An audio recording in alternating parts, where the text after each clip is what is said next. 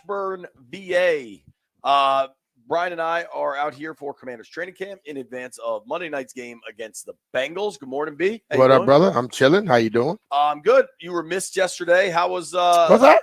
Yeah, people asked me where you were. I was like, he's got an event. I was chilling. I was eating wings. Landfill, you would have loved it. How many wings did you put down yesterday? I had each company gave us 2 wings, so 20 wings. Oh, that's not what I. So this was like a serious competition, not like I'm going to eat 100 wings and hang out. No, it was like they gave me 20 wings, and then they had beer and wine, and yeah, it was good. Good place. That's great. Who won? Remember the name of them? I forgot the name of the damn company, man. And I know I was going to get asked that question. Well, congrats. But they to were them. damn good. Their wings were good. I went to an event last night, Haymakers for Hope, where these folks were boxing and raised a ton of money for various. Did you get in? I did not. You should have. No, I'm good. We want to see your face get beat in. I was good with my location up on the. I'd never been up, so we just bought like general admission tickets at the Anthem, and I was up all the way up on the 3rd floor, I guess, and it was still like a great view. It was a lot of fun. My boy Coley fought really hard. It was a good fight. A lot of these fights were good. A lot of these people, I feel like, are really stepping out of their comfort zone to go fight. We enjoyed it. I had never been before we went into the Anthem. You know how there's that like outdoor like margarita bar? Yeah. Have you been in there? Yeah. I'd never been in there. That place was pretty cool. Real good. Yeah, it was fun. It was a good, fun night. Got home, watched some football, and Brian, I need to report something. What's the report? Aaron Rodgers looks pretty good. He did last night. Yo, like he started to look like himself again. He did look good last night. And then again, it was the Patriots. Well, dude, it we're gonna have to get used to it, but the Pats are cooked. Like that offensive line last night. I mean, Brissett finished the game 12 of 18 for 98 yards. I'm curious how many sacks they had. Like, I mean, the Jets defense. Oh my God, have you looked at these numbers? I saw Jacoby last night, 89 yards, 97 yards passing. Yeah, no, but the sack numbers. No, I didn't see that. All I know, I saw Witchcom come in the game, almost throwing an interception, and then got smashed in the face. How many sacks do you think they had last night? 9. 7. Okay. And I mean, the QB hits, I can't even add that number up while I'm on the air. I mean, the hits has to be. You can't add that up if you were off the air. Up over 10. Let's be real. You know, I picked the Jets to win the Super Bowl. It's one of the more outlandish things I've done. I generally I have to know. That team last night was pretty damn good. That is a bad team. Yo, the other running back they have, the kid Braylon Allen, the rookie, that's a hell of a 1-2 punch. He's an athlete, dude. That's the big number 0, zero dude. Yeah. Because Breece Hall, I think, wears 20. Mm-hmm. May came in, was 4 of 8 in mop-up duty. You think that's a right spot to put him in? Well, because I think Jacoby honestly needed a break. You have to eventually put him in, and I think everyone still wants everybody in football to be in bubble wrap. But hell, you're gonna be in the physical game. You got to get in there at some point. I'm not saying bubble wrap, but I'm just like. But still, you put him in the game and say, "Hey, we want you to get rid of the ball quick." Eventually, you got to do it anyway. Yeah. I mean, you know that the plan is to eventually play him. I'm just saying he goes in the game. He got smashed in the face. He got smashed. I think they were down. All right, so he comes in the 4th quarter, and they're down 24-6. I guess it's a really low pressure situation. Like, what are you hoping to get out of him? There was a moment, and I had people texting me this last night because I think the Pats had a reasonable drive going late in that game before he took another sack. So they had a 1st and 10 from the Jets 22. And people are like, oh my God, is Drake May going to be the one? And then they had 1st and goal from the 7. And then he took a sack and then the game ended. Yeah. But people are like, is Drake May going to be the first rookie to throw for a touchdown? Because Caleb hasn't done it. Jaden hasn't done it. Bo Nix hasn't done it. If he had been, does that change up what's going on? I don't care. I mean, that would be people out there. If he threw it, then they would be trying to put him up top real quick. Right. And I would just tell them to take a 1-finger salute and keep moving. Right. Now, we did a thing yesterday that I think was actually more relevant and more interesting, that the first rookie quarterback to 5 passing touchdowns, I kind of care more about, because that shows that you're doing something consistent. 5 overall, you mean? 5 passing touchdowns. Yeah. Because Nix and Jaden have both scored on the ground, but nobody has a passing touchdown yet. Mm-hmm. And I think, one, if you throw 5 in a single game, you had a hell of a game. Hell of a game. But 2, the odds are that's going to be over 3 games probably at the current rate. Possibly. And I just thought that was more relevant than whoever gets the first one. I doubt this made your radar yesterday, but did you hear Mel Kiper freaking out about the use of 2 high safeties in the NFL? Nope. He's mad at that. He wants to ban it. He wants to ban. See. This is my problem because passing numbers are down. First of all, they've been using 2 high safeties. Okay, like the Tampa 2 was made legendary, but eventually, weren't they doing that when you were playing? The offense got to figure something out. Right. This is the problem I have with football altogether. I've been an offensive player my whole damn life. Why is it that we got to handcuff the defense all the damn time? If they start to figure it out, let the offensive coaches figure it out. Because based off of what Mel Kiper is losing his mind over, most of the NFL, most of the offensive coaches are not that damn good, and the rules have been made to make them have that advantage. I mean, the passing numbers are way down. Through 2 weeks, passing touchdowns are almost so is football just for to get passing touchdowns? Is football about winning? Show me who's the best out there. Here's where I land. Have you listen? It's our job. It's our profession. You did it at the highest level for a long time. Eventually, you're going to be in the Hall of Fame. Like, have you enjoyed football any less? I enjoy the hell out of it. Yeah, dude. But the problem, this is. I don't understand the consternation. I despise the mindset that offense is only supposed to be good. Right, I'm with you. I despise that. And this is the problem. Like, we have guys that played the game that are commentators, and you listen to them commentate. It's like they have an agenda. I mean, dude, get the hell out the way. Let the people play, and the best team wins. We can't say, oh, they're catching up with them. Let's give them another advantage. To hell with that. People were throwing touchdowns on the Tampa 2 and 2-man deep all the time. Now you got to get back to utilizing that. They had started running high safety and man-to-man so much. It's easier. But now you got to think a little bit more. You can figure it out because let's be real. Those safeties got a whole half of the field. All you got to do is get somebody crossing one of them, facing somebody else coming around. You can still throw touchdowns. Totally.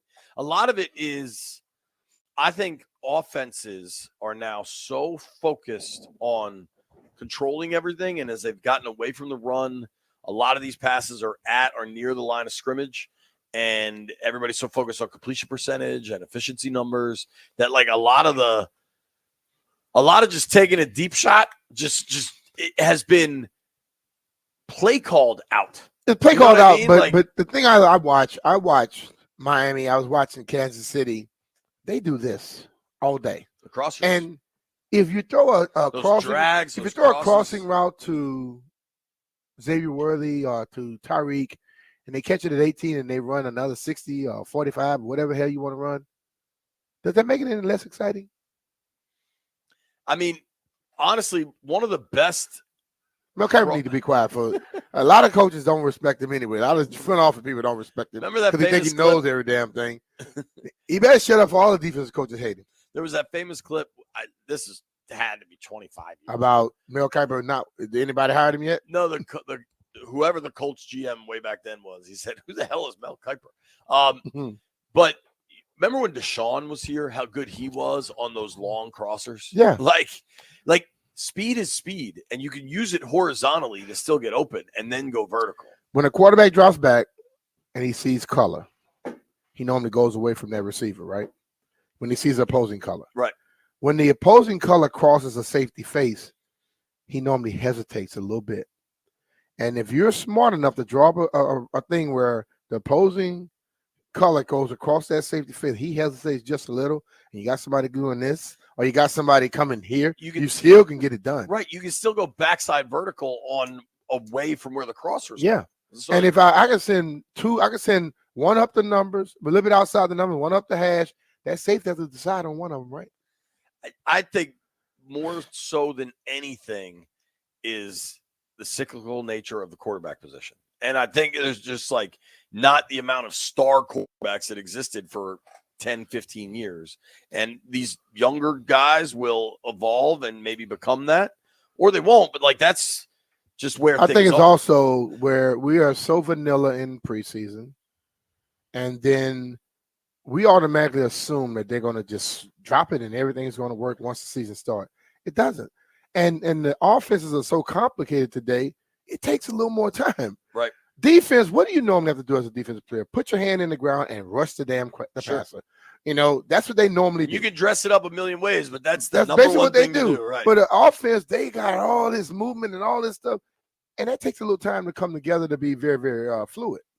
Well, I also think you look at last week, Bucks Lions was a hell of a football game between two very good teams.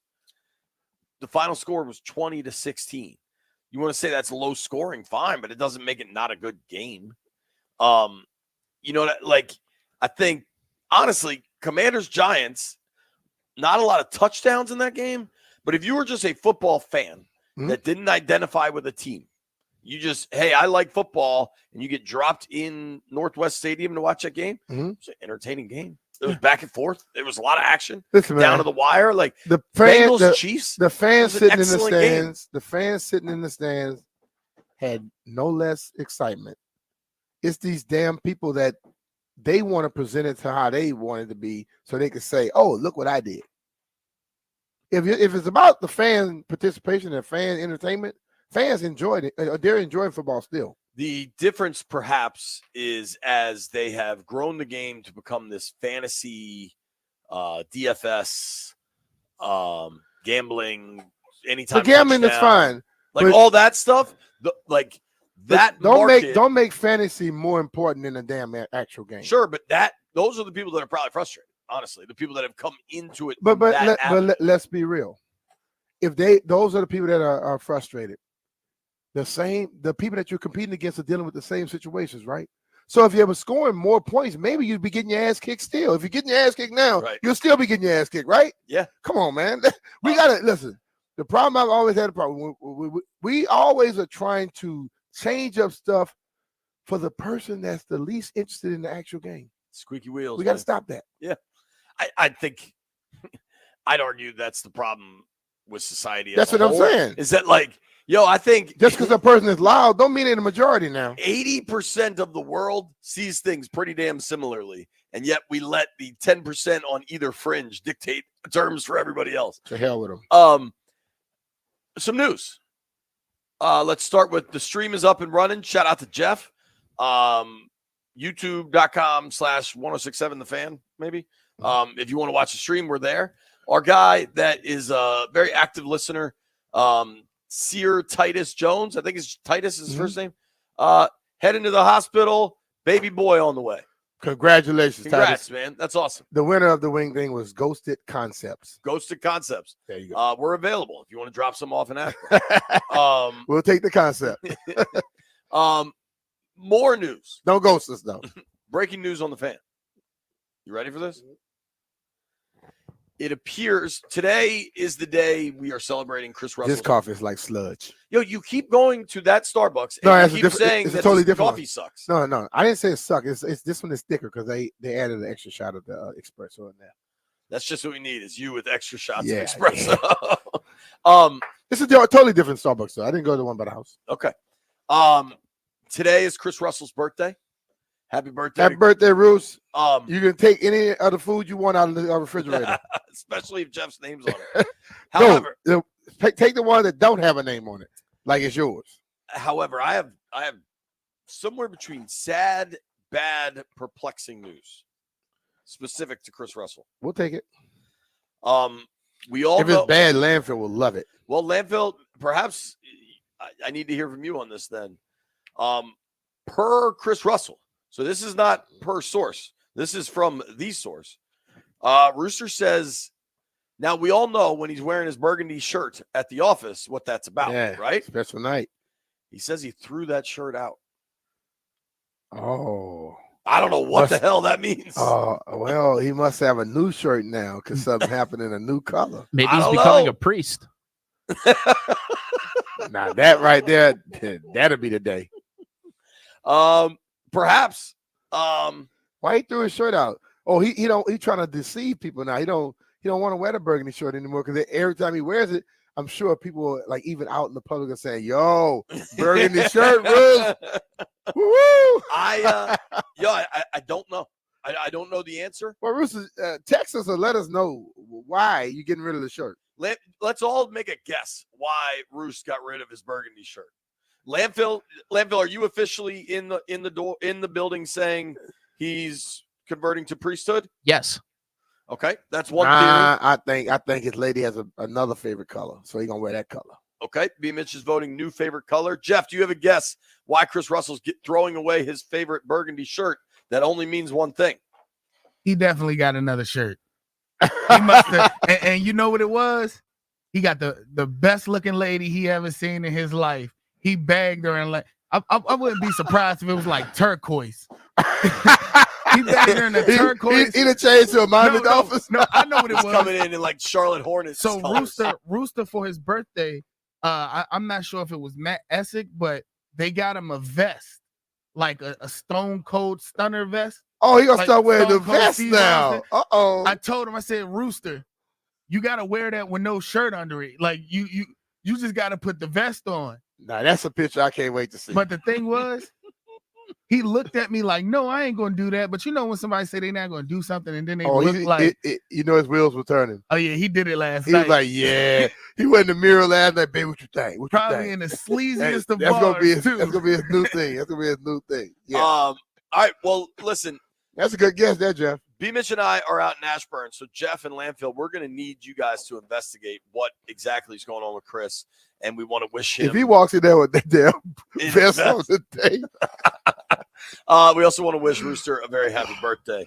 If you don't walk in with that vest on the day or that burgundy shirt, that's a weird birthday. All right. You're supposed to bring your birthday in with a bang, brother. We have a packed show. Maryland Governor Wes Moore will join us at 11:15 to make his picks. Charlie Goldsmith from the Cincinnati Enquirer will join us at high noon. Get us all the way up to date on the Bengals, including if T. Higgins is going to be back on the field. Kevin Harland joining us at 1 o'clock. Really excited to talk to Kevin, one of the absolute best play-by-play guys across the country. Coming up next, I am making time for this. Shohei, what he's doing, listen, we are a football show. The man is unbelievable. We are a football show. I don't pretend not to be. Shohei hit 3 jacks last night to go over 50-50. Baseball's coming down to the wire. Sadly, my Orioles are kind of falling apart. Mike Beasley joins us next. Baseball recap, getting us ready for October, baby. Nobody go anywhere.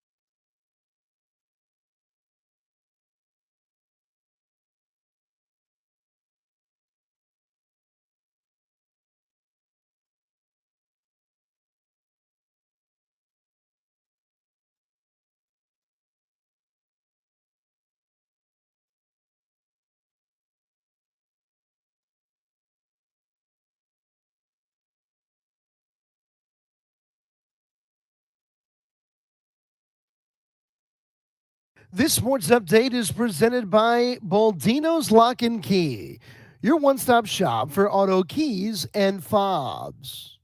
The Mystics beat the Fever 92-91 with Caitlin Clark in town in front of a WNBA record crowd of 20,711 at Capital One Arena. The Mystics just come up short of the playoffs, though, as Atlanta's win last night knocks them out. Shohei Ohtani becomes the first player in Major League Baseball history to register 50 home runs and 50 steals in a season, and the Nats fall to the Cubs 7-6. The two back at it today, a 2:21 pitch. Listen here on The Fan. This sports update presented by Baldino's Lock and Key. They make car key problems look obsolete. With 9 area locations throughout Virginia and Maryland, stop by one near you today, or for more info, visit baldinos.com. From the Crop Medcalf 5-Star Sports Desk, this is Adam Pohl on The Fan.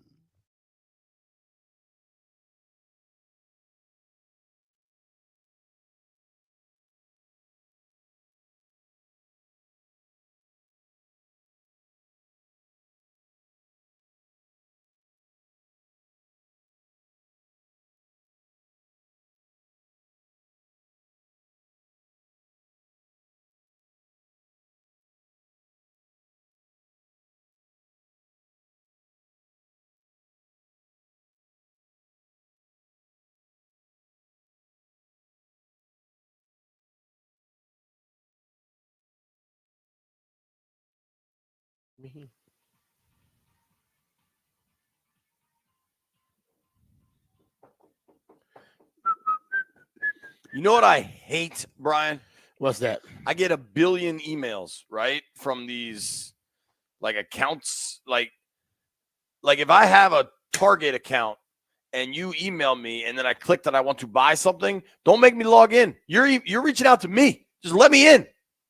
Bill Gates, Donald Trump, let me in. That was a little Nelly for you. All right, Mike Beasley's going to join us in moments. Bees is the biggest seam head I know. I need a baseball update. We got October baseball starts next week, right? Yeah. All right. That's when October starts next week. Right. Bees, how about week after next? Let's start with Shohei, dude. How unprecedented is what Shohei Ohtani is doing? You'll never see it ever again in baseball, ever. You'll never see that again. I mean, no one's going to get to 50-50. I mean, not too many guys match up with power and speed, and he's got them both. I mean, he's just a phenomenal athlete, and it's a pleasure to see something like that happen. So, and lucky me, I've got a Shohei Ohtani signed ball. So, hey, I'm happy. That's pretty good. Has he pitched this last ball? No, he's going to pitch too. He'll come back and pitch as well. So, in fact, you might even see him in the playoffs. They've kind of put him in the bullpen a couple times to see if he's ready. I don't think, from what I'm hearing, I don't think he's 100% ready. But I wouldn't be surprised if he came out in a game that was a necessity and threw an inning of in relief. So I definitely wouldn't take that as a picture. Crazy. 51 homers, 51 steals, and he might pitch in October. I mean, it's just nuts. It is. All right, let's go around the league. The Yankees have clinched. The Guardians have clinched. Have they clinched a division or just a playoff spot? They just clinched the playoff spot. Okay. I believe. No, you know what I tell you what? Because Minnesota and Detroit, Kansas City, they got 4 teams that are, I mean, that's by far the best division right now in baseball, except for, I think, the National League West, where you got 3 teams that have been absolutely obliterating the ball since the All-Star break, which is the Padres, the D-backs, and the Dodgers. Notably, the D-backs have been the best hitting team in baseball since the All-Star break. But when it comes to the American League Central, I want to say that, let me take a look at my notes here, but Cleveland, I think they're already there. I like what they're doing. I kind of think the Twins are going to fall off. I think they won yesterday. But all in all, I like the Royals. I like the Detroit to get in there. Detroit's the hottest team in baseball over the last 2 weeks. So when did Detroit get good? I mean, like when did Kansas City get good? Kansas City has Bobby Witt, who's just they ain't always been good. Though. They were bad for a long time. Yeah, they've been bad for a long time. But if you look at their rotation's strong. They got this Reagans and Lugo and Singer and Waka. They got Marsh and Lorenz on the backside if you want to go 5 or 6 deep with that team. But they got 4 solid pitchers when it comes to with the Kansas City Royals. And, of course, they've got Bobby Webb, you know. And don't forget about Salvador, because that's a big hitting machine, that old boy. It seems like he's one of the best. I can't believe that dude is still playing at such a high level. I had him in fantasy baseball when I was like 24, I feel like. He's at a size right now where you can pick him up with the defensive end.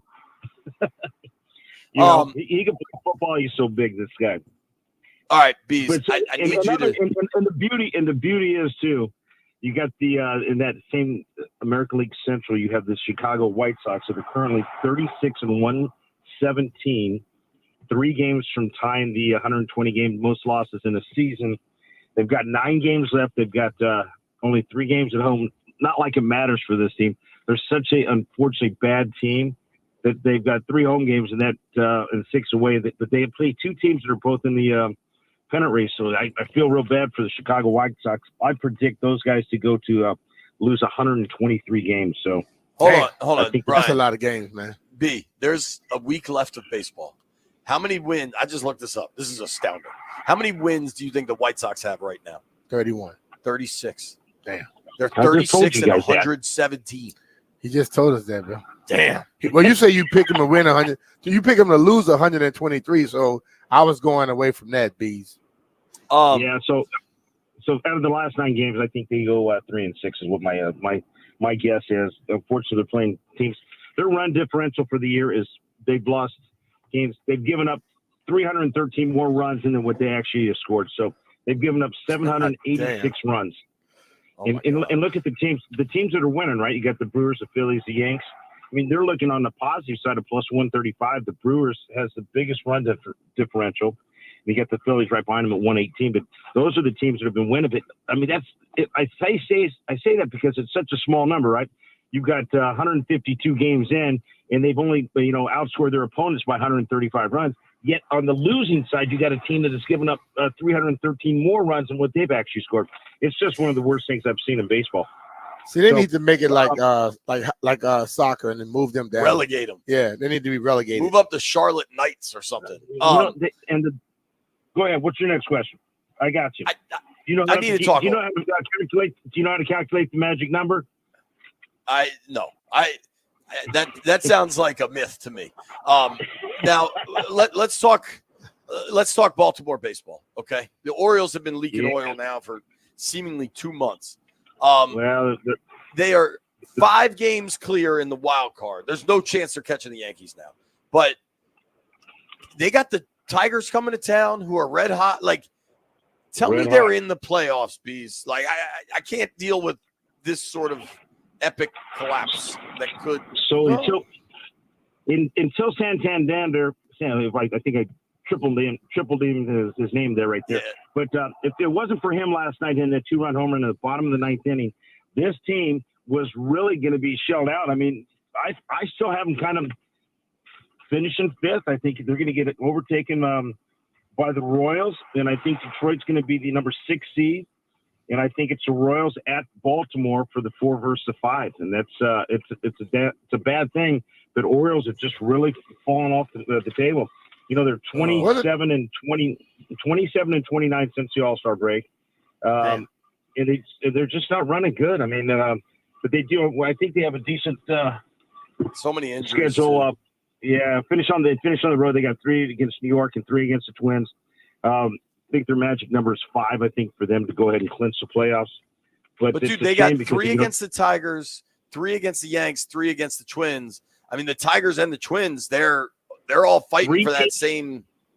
All 3 teams are fighting for it. I mean, not the Yankees. Yeah. The Yankees could, but the Yankees are still kind of fighting to make sure they get the number 1 seed. And that's what I like about baseball, because it really does have some value and some merit. Get that extra time off, what seems to have been hurting in the last couple of years when it comes to these teams, and the 1s and the 2s have been getting knocked off a little bit. So, I like these 3 to 6 seeds to come up and do something. I think you get some decent odds on it. I took Kansas City a while back at 11-1, and they're playing just good baseball right now. I just like their lineup. I mean, it's a and you look at the lineup for Cleveland. You got and this is what it says when it comes to Cleveland. They got a great record. They can't take away from them. I don't know how they got a great record, because you don't know anyone on their team. I mean, look They at have the a names. really good What role happened to the Orioles though, man? Take it easy. Because in the beginning of the year, everybody was like, "Oh, you see, they did it right," blah blah blah, and then all of a sudden now they're leaking a lot of oil. B, you're correct, man. But you look at their lineup and what they're hitting compared to what they started off with. You look at the first of the season, you see everyone kind of hitting 275 plus. Now you're trying to find someone that's even close to 275. Holiday hasn't done what he was supposed to. I mean, I think he's still hitting $170 or something like that. Mullins is hitting 227. Santander is hitting 236. You can't win ball games when you're hitting under 250, and with too many pivotal pieces of the lineup, not doing anything. So it's really a shame. They're putting too much. I mean, Gunnar Henderson having a still good year. I want to say he's hitting 278, 279. That's a great year, but he can't do it by himself. And I think if they can get that team dynamic back together, I think they got a chance to make a good run. I kind of like Baltimore falling off right now a little bit. If they can pick it up the last 4 or 5 games of the season, that'll be a team I can bet to win it all, because they do have the talent to do it. They definitely have the pitching to do it. I think they've got the hitters if they get all gelling together. But currently they're just, they're pigs right now. But if you want to talk about a division, when you take that National League West, they are just absolutely where's my stuff here? Dodgers are 91 and 60, 91 and 62. San Diego I didn't check today's numbers, but 87 and 66. They're the first wild card right now, and they've got 3 games against the White Sox, so you got to figure that's an auto 3. You got 6 on the road against the Dodgers in Arizona, so they can truly put themselves in a better position. I mean, the Dodgers got lucky; they had a 3-game set with the Marlins just recently, even though they lost one of them. But I don't know what LA Dodgers have when it comes to pitching. You got Yamamoto just came back. You got Knack, Flaherty, which is probably the best pitcher on their team, but they had to pick him up at the All-Star break or before the trade deadline. And Buehler, which hasn't done anything. They just released, they optioned Bobby Miller, they optioned Michael Grove, Glasnow's on the 60-day IRs. This Dodger team's not as good as what people think. And if you look at it, too, you look through 1 through 4, that's all they really got. I mean, when it comes to hitting right now, except for my boy Miggy Rojas. I mean, he's the all-star of the team right now, hitting 275 or something like that. All right, here's the deal, Bees. We're all, as a group of people, we're only allowed to root for one team in the American League, and that's the O's. In the National League, I will root for the Brewers. I will root for the Padres. That's who we're rooting for here. I'm okay with the Dodgers, but they just spend too much money. It's like, but everybody spend money. If you not want to like win, those dudes do. Well, the Yankees did. That's why they got so many championships. We're also not rooting for Maybe everybody else should start spending some money instead of being cheap. Bees, I got an idea for you. You love baseball. Brian and I are going to be in Arizona all next week. Why don't you come out there and go to Padres Diamondbacks next weekend? Would be pretty fun. Oh, that'd be pretty sweet. Now I do have a couple guys on the team I know are there. So if you do want to go to a game, I would definitely take it in. Their stadium's beautiful out there in Arizona. Yeah, I've never been. All right, maybe we'll do that. Beautiful. Thank you, Bees. Appreciate you making time for us. Getting us up to speed. All right, guys. Have a great day. All right, brother. Later. That's the official baseball reporter of the B. Mitch and Finley program, Mike Beasley, MGM National Harbor. Unfortunately, that job carries no financial or professional recognition. Yeah. What does as does most jobs that we give to That's people. true. What does carry a ton of recognition is where you should buy a car. And it's a pretty simple process. You should go to Oarsman Automotive of Virginia. Yes. Brian and I have both been working with them. I don't know how long for you, B, but for me, Been a long time, Jay. I mean, close to 10 years. That's where I've been buying my cars, getting my cars serviced. There's just a level of professionalism that you don't always get in the car buying world that you get when you work with Oarsman Automotive of Virginia. And a huge part of that is the Oarsman Lifetime Edge. It definitely is. The way that they treat you as well. But that Lifetime Edge gives you up to $1,500 in extras, including complimentary car washes with every scheduled maintenance, loaner cars with every major maintenance, and that lifetime engine guarantee. And there's more good news. When you try to sell a car, you want to get the top dollar for it. Oarsman will give it to you. They pay up to 125% of the Kelley Blue Book value, regardless of its make, model, or year. It's very simple at Oarsman. They like to keep their customers happy, just like JP and I. So take it from us. To Beyond satisfies Oarsman customers, and let's ride together.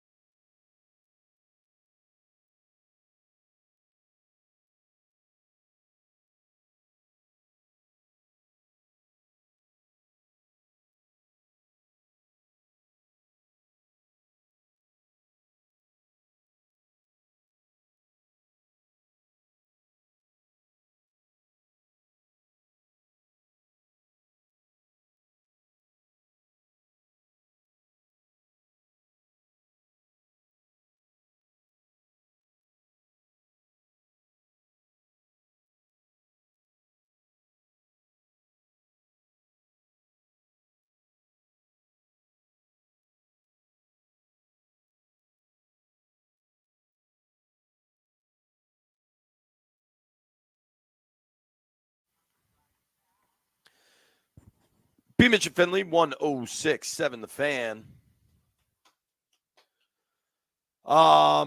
It's a funky weekend because the Commanders don't play till Monday. Obviously, we had the NFL game last night where the Jets are starting to look pretty good, man. Who knows? Maybe just the Patriots are bad. But B, you said it earlier. The Patriots beat the Bengals 2 weeks ago. They did. So that's why I'm wondering if the Bengals, that team that lost to the Patriots, or the team that played very close but still lost to the Chiefs. It's a like some teams just have other teams' numbers that can play them well. We've seen that. Yeah. We've seen the Eagles can be as good as they want to be. Commanders play them tight as hell. And I just think Joe Burrow and Cincinnati has something on the Chiefs. But are they the same team? Do they get up for the other teams like they do Kansas City? You know, I think so. I'm looking at the injury report that the teams had to put out last night. And we're going to talk to Charlie Goldsmith at noon. I want some T. Higgins information. T. Higgins was back at practice yesterday. If he's on the field, gives them a real weapon. But I want to run through some stuff, Brian. Clelin Ferrell missed practice yesterday.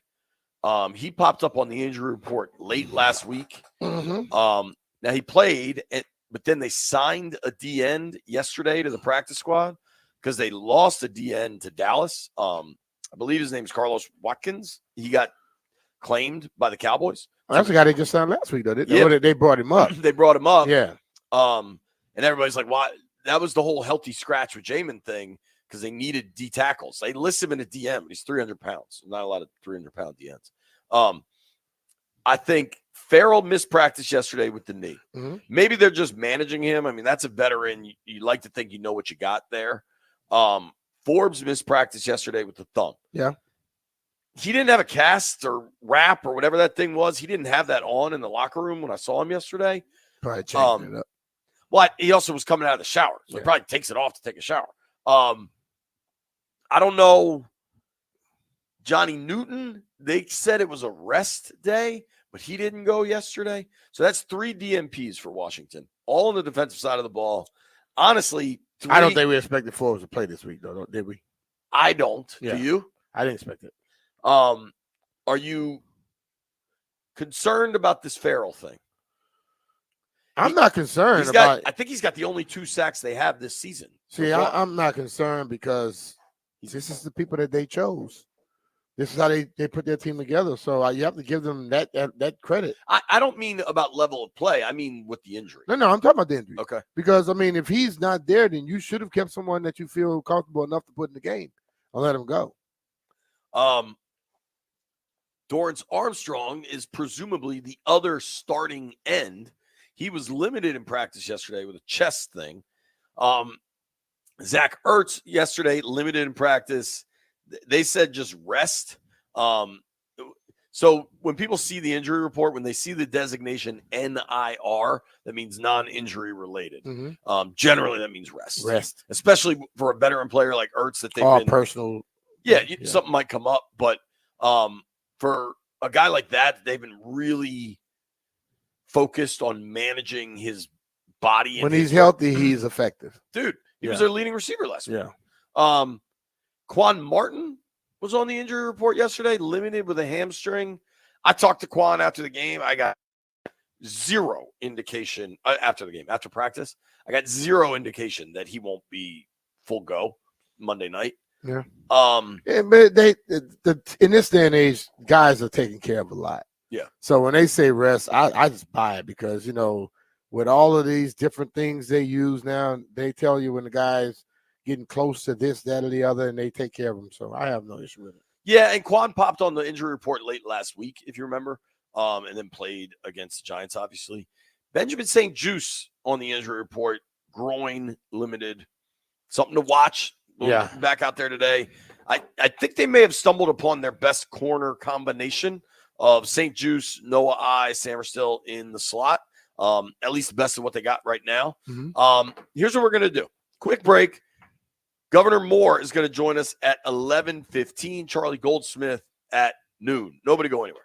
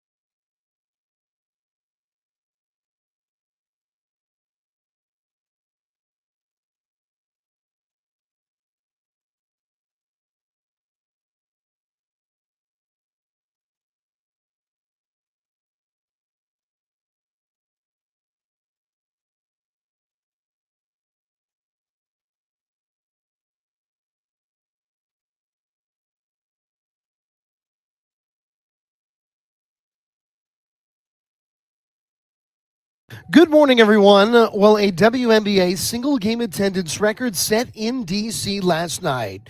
20,711 there to see the Mystics close their season against Caitlin Clark and the Fever. Washington, a 92-91 winner. The Mystics finishing strong, but just shy of the postseason. NBA news this morning, Joel Embiid signing a 3-year, $192.9 million extension with the 76ers. Shohei Ohtani's 6-for-6 3-home run night lifts him to be the first ever player to hit 50 home runs and steal 50 bases in a season. The Dodgers over the Marlins 20-4. The Nats fall to the Cubs 7-6. Daytime baseball today from Wrigley Field, a 2:21 pitch in Game 2 of the series. Listen to it here on The Fan. And college football locally, Maryland welcomes Villanova. Coverage at 11 for a noon start in College Park. Listen on the Team 980. JMU on the road in Chapel Hill to take on the Tar Heels. They get going at noontime as well. UVA at Coastal Carolina, a 2 o'clock kick. Virginia Tech will host Rutgers. Coverage starts at 1:30 on Bloomberg 99.1 FM for a 3:30 kickoff from Blacksburg. And Navy will welcome Memphis to Annapolis for a 3:30 start. From the Crop Medcalf 5-Star Sports Desk, this is Adam Pohl on The Fan.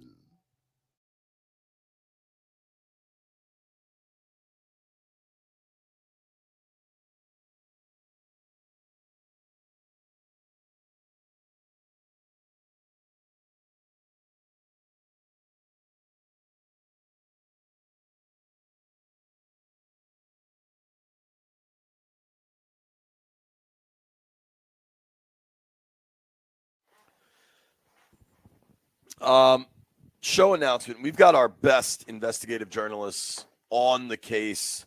We basically got the I-team. We got the I-team investigating why Chris Russell threw away his burgundy shirt. We're going to get these answers. We're going to find out. The public needs to know. He's got a show starting at 2 o'clock, so ideally we track that down before that. Brian. Girl, look at that body. Yesterday we had a debate. I thought Sunday's Commanders game, Commanders-Giants on Sunday, was about 70-30 Commanders fans. Jeff said it was more 60-40. A bunch of people on Twitter said 60-40. Greg texted that it was 80-20 Commanders fans. Greg sees the world through burgundy-colored glasses. Yeah. Jeff is worse than – Greg is worse than Jeff. Greg has the most Ashburn syndrome of ever. Yeah. Let's start with what you saw the game as. Actually, I was too busy looking at the field. I wasn't even looking in the stands, to be honest with you. I just thought the Giants bench, behind the visitors bench, I did see some blue over there. But outside of that, I thought it was pretty damn red. Overall, it's like, yeah, they heard their little cheers, but for the most part, it was more Commanders. So that's all I cared about was the loudest were the Commander fans. So I agree with you. I had it at 70-30. This is not a dig at the fans because I thought it was a really good atmosphere for that game. But we know that the false starts, especially deep down in the red zone, were a big problem in that game. Yesterday was the first time we got to kind of be in the locker room, ask some questions, talk to Jaden, talk to DQ, talk to a number of the offensive linemen, right? Crowd noise was an issue on the false starts. Presumably, crowd noise in that situation is coming from the away fans. Yeah. Crowd noise Monday night in Cincinnati, I think, will be pretty damn significant. But you know what, though, Jay? Damn excuses. Yes, I don't hear that about no crowd noise was an issue. They know the snap count. Don't move until the ball is moved. The ball snap. Now you don't want people to cheer. Now you can't go out there with shh. Well, so I was talking to a player about this yesterday, and there's this like fairly over talked about thing like. For Jaden Daniels, this is his first primetime game, right, in the NFL. That dude, last November, less than a year ago, took the LSU Tigers into Tuscaloosa to play the Alabama Crimson Tide. Yeah. Like, it couldn't have been no bigger than that. There's more, like, I feel like NFL fans, maybe particularly like along the East Coast from DC to Boston, where college football just isn't as big. That atmosphere for LSU Bama at 8 o'clock kickoff in Tuscaloosa ridiculous. is quarterbacks. It's as big as anything in the It's NFL. bigger. Yeah. It's bigger. So, I mean, I'm not buying just the crowd noise, because one thing you're taught when you can't hear, look at the ball. Well, I want to ask you. So a bunch of these dudes told us that they're working this week to be ready to go on a silent count. Okay. Take us like fans hear that and they can process it, but what the hell does that actually mean if you're on the field? How does it work? Like, start with the play call in the huddle. Did they say they call silent? the play in the huddle? No, they call the play, and they call a silent snap count, which means you got to be focused on the damn ball. So my question is, if you can't hear, shouldn't you be focused on the ball? You don't have to put in a silent count for me to understand. I don't hear the quarterback. I'm looking over at this ball, and then I'm coming off. So, but the question I would ask you, was it veteran players that jumped? Yes. It was all over the place. A lot of offensive linemen were veteran players, right? Right. So those guys already know this. You get to a point where coaches don't have to tell you everything. There comes a certain point in your career, I said it earlier, about taking ownership in your own stuff. So the excuse that the crowd noise, come on, man. So if that gets out, what is everybody going to tell their crowd when you go to their place? Make noise. They're going to jump. Right. And are we going to just accept it? Or are we expecting to get better at it? I don't know that answer. I asked this question. Did the other side jump a lot?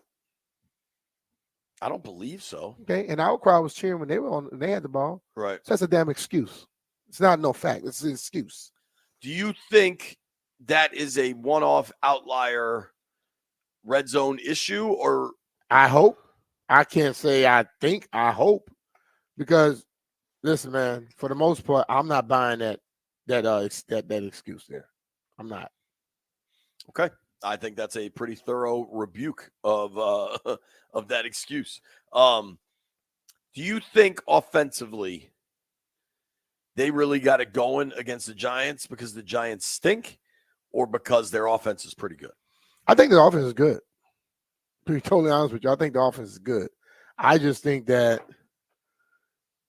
we're not good, so good to where we can inflict pain and hurt ourselves and overcome it. You get what I'm saying? Yeah. So our offense is good when we basically don't have the penalties and we don't make mistakes that put us in bad situations. Because you saw every time we got in the red zone, we had a false start, I saw a penalty. And when we moved back, we couldn't overcome it. So we have to be damn near perfect to make sure we see what we are capable of at this point. I think they do need to be pretty close to perfect. You and I have, I don't want to say disagreed. I think like the Jets, for instance. Uh-huh. I think last night was the first version of what we're going to see them look like in the post-Thanksgiving heading towards the playoffs world, like when teams kind of become fully evolved, fully developed, and then injuries always impact that, right? Yeah. Like I think this Washington team, this Washington offense, as the season develops, when you got a quarterback that looks like Jaden looks, I'm curious if you agree with this. And Landfill, tell me when we need a break. But in 2 minutes. Okay. You know when a pitcher is in the 7th inning or 8th inning of a no-hitter and you just don't want to talk about it? Yeah. It's kind of how I feel about Jaden right now. Is you don't want to start talking about something before it really happens, but damn, there's some real reasons to believe there's something happening. Yeah. And I mean, that's the thing. Like and I think if you have that, all of a sudden everything's on the table. One thing about me, if I see you putting in the work consistently, I believe everything I see about you.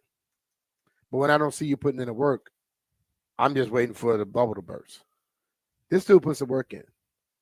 And I think when you watch him, when something happens wrong, the way he immediately talks to the guys and has a hold in the field for this thing, I'm expecting him to go out and do his thing. But it's not like I'm going to say, whoa, he's going to be perfect. No, I'm just expecting him to go out and do his thing. Nobody's going to be perfect. But they're building something offensively that I think could look pretty damn explosive down the stretch here, especially that second half version we saw. Jaden was So damn good. When we return, Maryland Governor Wes Moore joins the program, making his weekly NFL picks. Hey, it's Brian Mitch here. This is the last call because this offer is almost over. All FanDuel customers can get $5 and get a 3-week free trial of NFL Sunday Ticket from YouTube and YouTube TV. Then with a YouTube TV base plan, you'll be able to watch every regular season Sunday afternoon out-of-market game. All you need is a Google account and a current form of payment, and you can cancel anytime. Just visit FanDuel.com/Brian to download America's #1 sportsbook. FanDuel Sportsbook is the official partner of 106.7 The Fan. You have to be 21 years old and present in Virginia. Full price of NFL Sunday Ticket will be automatically charged seasonally after free trial. No refunds. Terms, restrictions, and embargoes apply. Gambling problem? Call 1-800-GAMBLER.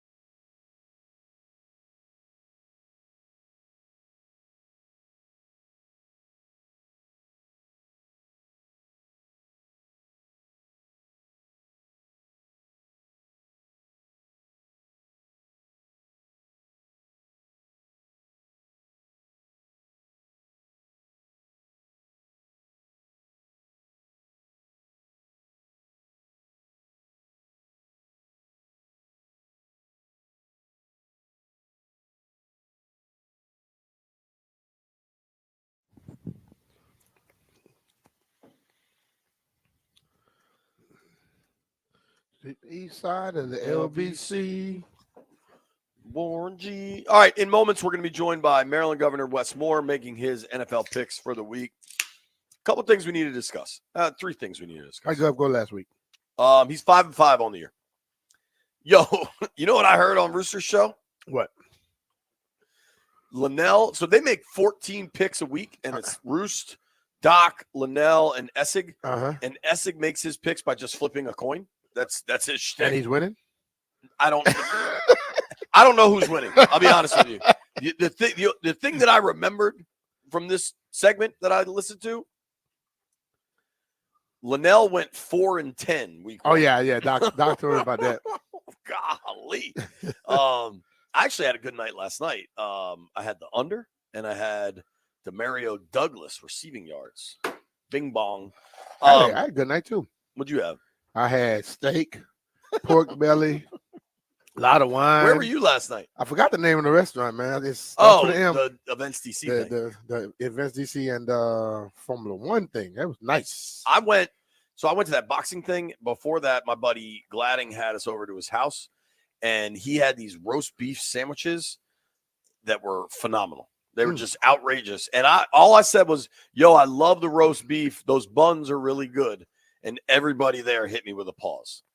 I thought I'm literally talking about the sandwiches. People got to get their brains out of the gutter. But a lot of men together, you don't say their buns are good. Yo, the bun was really good. It was all dudes. There were women there. But I'm saying a lot of dudes, you don't just say buns. Especially if you got some wives there, you can't be saying buns. They don't know what buns you're looking at. And if it's all dudes, you can't be saying buns. About the roast beef sandwiches. I don't know, Jay. It was like a brioche bun. I think you wanted to get a pause. Nah, I didn't. Landville, I feel like I should make you aware of this. B-Mitch just pulled a piece of fried chicken out of thin air. I don't know how it happened. I had this bag here. It's it smells great, and I got none of it. So I got a piece for you, but you gonna complain. It's spicy. It's spicier than Popeye spicy. Maybe I'll pass. What the hell? Let's live a little. It's a Scottish vodka. Cool. It's Friday, right? Next break. Go for it. All right. And when you got to run to the bathroom, I am laughing. Well, then maybe I'll abstain. We'll get all this bathroom talk out of the way before the governor joins us. 2 things I do want to discuss after the gov. Jaden Daniels spoke at length yesterday. We've got a bunch of audio. The kid is very cool. Like he's just the kid is just funny. Intelligent as hell and smart, and he understands leadership and guidance. Yeah, but he's also like he's not above anything. He's not below. Like, but he's just. I've dealt with a lot of quarterbacks. Yeah, and he's different. But the thing Close about that door. We got everybody. The thing about it though, Jay, I think the problem is this: we automatically assume everybody ought to be a certain age to understand. I've said this many a times. Guys of Jaden's caliber, the great basketball players, they have more opportunity than the average person, and you should expect more from them because they don't just play the game most times. When you're a top-notch athlete, you get presented with a lot of stuff. Now, whether you accept the stuff that you're being presented with or not, it's a different ballgame. But I think his parents should be commended because a lot of times, once an athlete becomes great, what do the parents do? They turn into tag-alongs, and they let the kid basically run them. He has been guided by both his mom and his dad. His dad has a lot of influence on his football acumen, too. So you got to give them credit, too. And I just think that the kid understood along the way. You know, like when I told you David Culley said, you can't just be a leader on the football field. You got to be a leader all the time. And that changed up my mindset. But what if somebody never told me that and just kissed my ass because I was a good quarterback? Sure. It never made me become a better person. So he's become a better person. And I think every athlete is capable of that. Whether or not they listen or the people around them help present it, that's a different story. Well said there. Specifically, something Jaden talked about yesterday, I want to play the audio. Terry McLaurin, at this point, is averaging about 5 yards per catch. Mm-hmm. Normally, that's about 14, 15 yards per catch. I always say this. It's a Mike Rizzo quote. Look at the back of the baseball card. That'll tell you the story. Over time, I think these numbers will change, will kind of normalize. But right now, that it's something that stands out. There's also, and Landfill dropped this in the group thread. Now, this is from Byron Kerr, who does updates with us, works with us. I like Byron a lot. I don't know who is mentioning this. Maybe there's an article here or something, but Florida Gators, that's big time college football. Yeah. Okay. It's great to be a Florida Gator, right? Billy Napier's about to get fired. They're bad. Yeah, I'm their sorry, schedule Billy. is It look really, like you about to be looking, brother. Yeah, their schedule's really hard, and Napier hasn't really hit the ground running down there. It's a question. He's not hit the ground walking. Yeah, it's going bad in Gainesville, right? So there's an article from CBS Sports that suggests who's going to be the next coach at Florida. One of the names on the list, Cliff Kingsbury. Mm-hmm. We're going to circle We'll back. talk about that later. Yeah, we're going to circle back to Kingsbury. Right now, though, we are excited to welcome on Maryland Governor Wes Moore. Governor, how you doing, man? What's going on, guys? How y'all doing? We're good, brother. We are doing well, man. You were there. Maybe you were the good luck charm they needed. That was the Commanders' first home win in a calendar year, dude. Can you believe that? Isn't that crazy? When I tell you what, and people say they're like, well, it was an ugly win. I was like, listen, I'll take an ugly win over a beautiful loss any day of the week, man. So we'll take 100%. Yeah. 100%. Totally. Speaking of losses, though, the fellas in Baltimore Up the road. that had to kind of shock you. It definitely shocked me. But you know what? It's you know, and I'm trying to go back to the old Aaron Rodgers. Relax. It's early. It'll be okay. The problem though is you don't just pay attention to the record. You pay attention to how people are playing, and there's just certain holes that we're now watching that if you don't address it, it's going to be really problematic. We've got to come up with a better strategy in the way we're using Derrick Henry. You don't have a dog in the backfield like Derrick Henry and not have a fully baked out strategy around it. Part of the challenge is you've got a lot of weapons on the offensive side of the ball for the Ravens, but you need a better strategy for Derrick Henry. The other big thing is the Ravens are just giving up too many points. You cannot, every game can't be a shootout. You have to have a defense that can shut people down. And we have a lot of talent on the defensive side. But the thing that I was said at the beginning of the year, I was like, I think losing Queen was a deal, but it wasn't a big deal. I'm actually starting to wonder maybe it was a bigger deal than I thought, because there is something missing about this defense right now. And Queen is doing his thing up in Pittsburgh right now. They going to Pittsburgh. They have a history, Governor, of having exceptional leadership. And over the last few years, they've been losing a lot of their guys that are the leaders. Could that finally be getting to them a little bit? I mean, it could be. I mean, locker room matters, right? Yeah. And I think, and frankly, I think we're seeing it throughout the NFL. I think we've seen it. And again, I'm going to sound like a broken record on this. I think we're seeing it in Philadelphia. I think the Eagles are going to continue having a problem because I feel like the coaching staff has lost the locker room. But leadership inside of the locker room matters, especially when you're getting to this level, right? The guys are so good. They're so big. They're so fast. It's the biggest question becomes who has that X factor? And the X factor are, do you have the people not just on the field, but the people on the sideline who are going to put together the right plan, who the team has full buy-in for, and also have the ability to execute. Governor, I can't help but think too, specific to the Ravens, you lose Mike McDonald. He's got those Seahawks 2-0. I know he was a young guy, but damn, he seemed like a pretty important piece of what they were doing in Baltimore. He was. I mean, there's no doubt about it. And particularly when you look at some of the places that we have seen the biggest fallback for the Ravens, it was what McDonald ran, right? I mean, some of the challenges we're seeing when you lose your O-line coach right before the start of the year, that has an impact on people because coaching and consistency, it really does matter. And listen, I love Harbaugh. I love his next man up philosophy in the way that he runs his team. But I'd be lying if I didn't say that there's been a challenge where both on the field and on the sideline, some of these losses that the Ravens have taken over these past 6 months, they're showing themselves on the field right now. And I think we've just got to figure out a way to correct that quickly or you're going to realize that we might have added some tools, but it's still going to be a fundamentally different team than what you're seeing from last year. All right, Gov. Well, why don't we get to the picks then? You are at 5-5, and honestly, the way this NFL season has started, not bad. Being 500 is pretty damn good. Like nobody on the planet had the Raiders winning that thing last week. You weren't alone. No.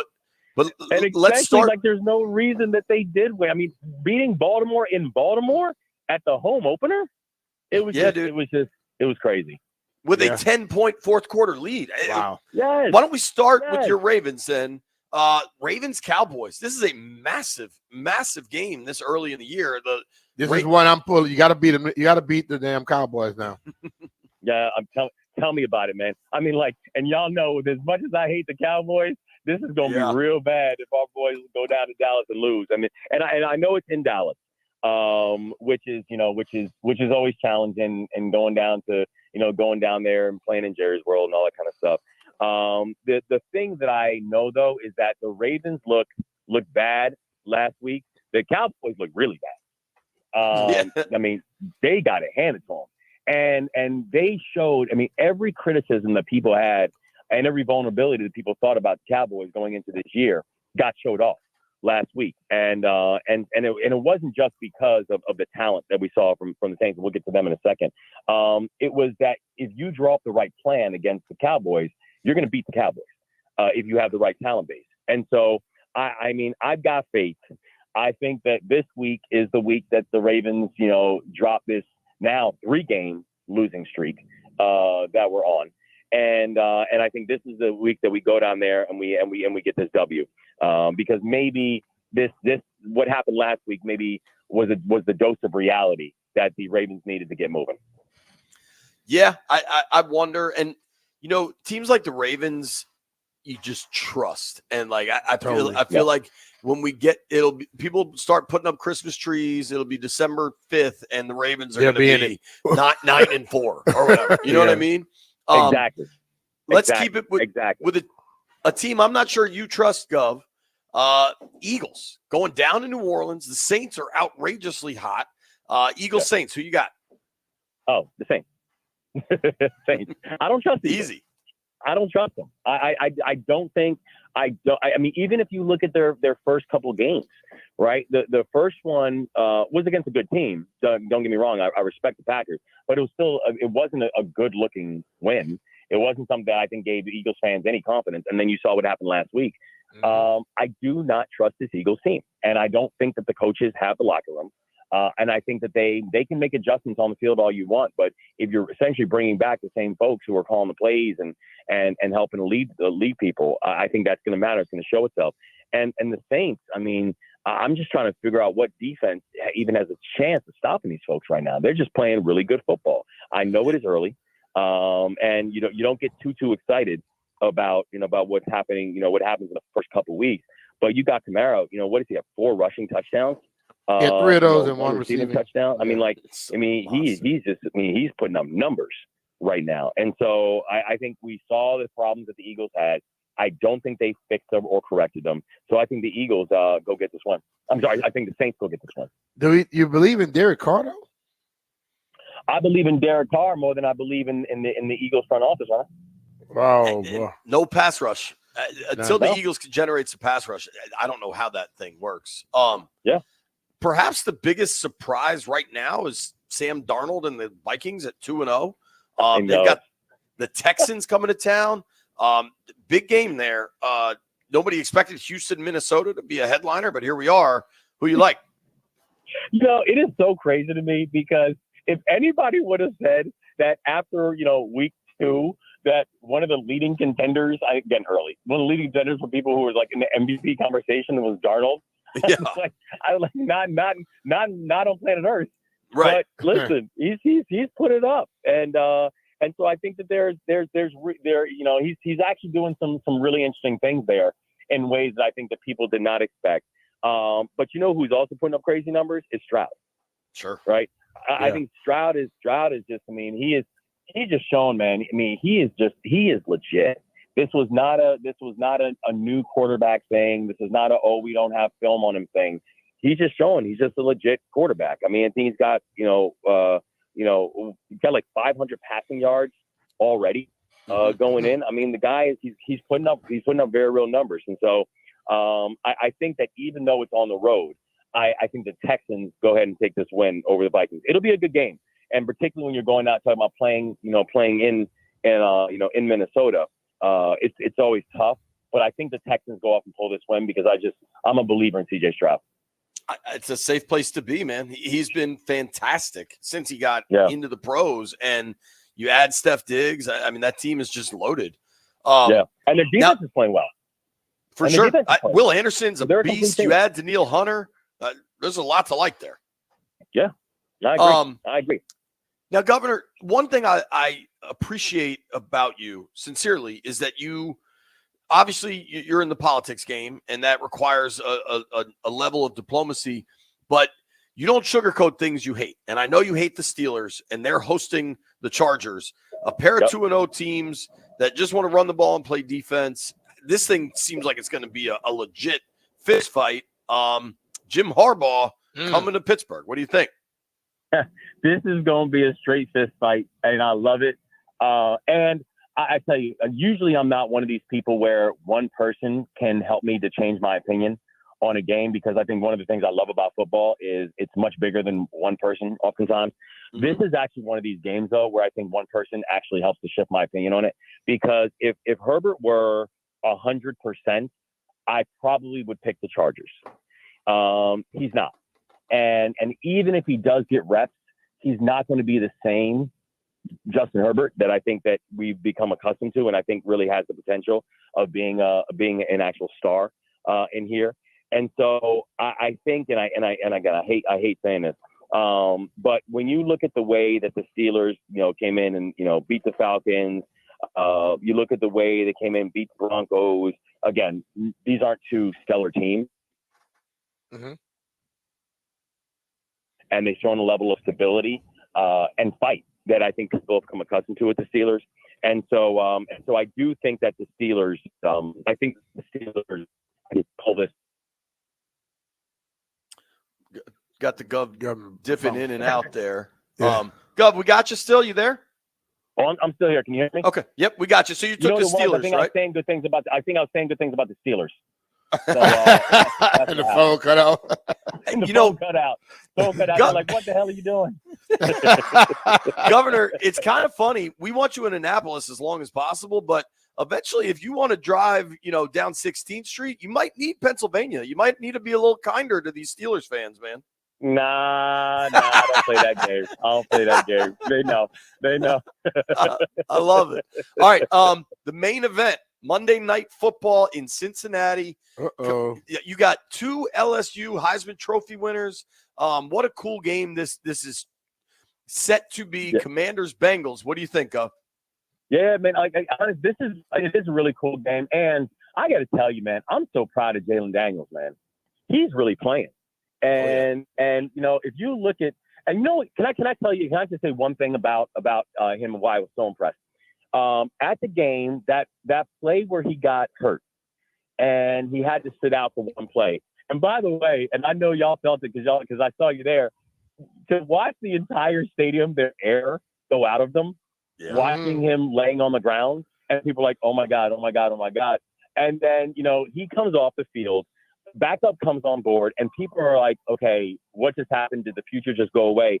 He comes back a play later and then leads a scoring drive, and actually it was beautiful. I mean, he got the ball off quickly, as he has to do.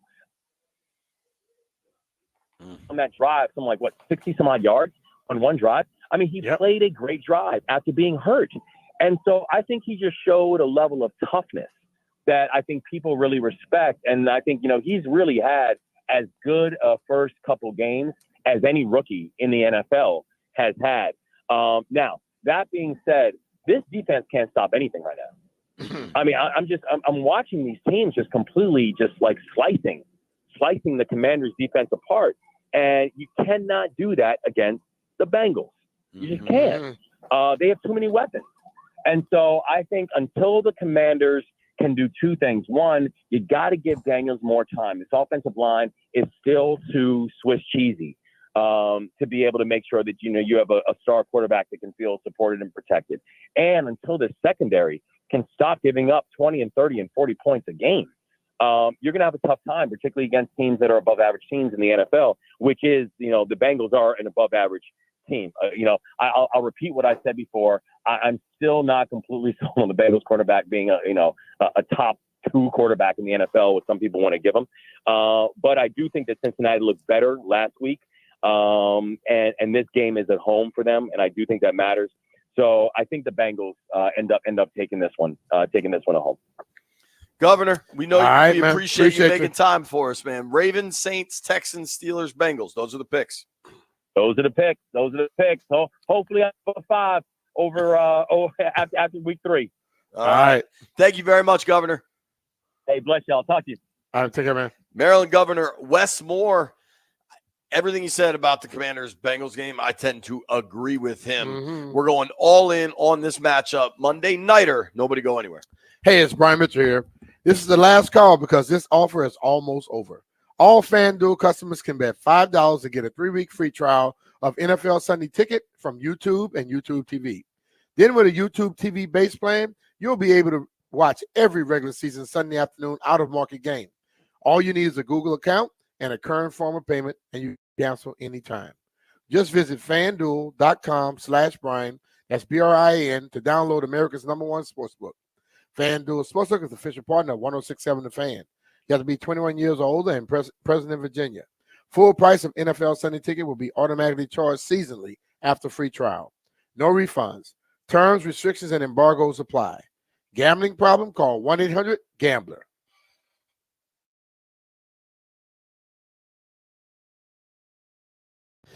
Good morning, everyone. Well, Thursday Night Football, the Jets in control. They beat the Patriots 24-3.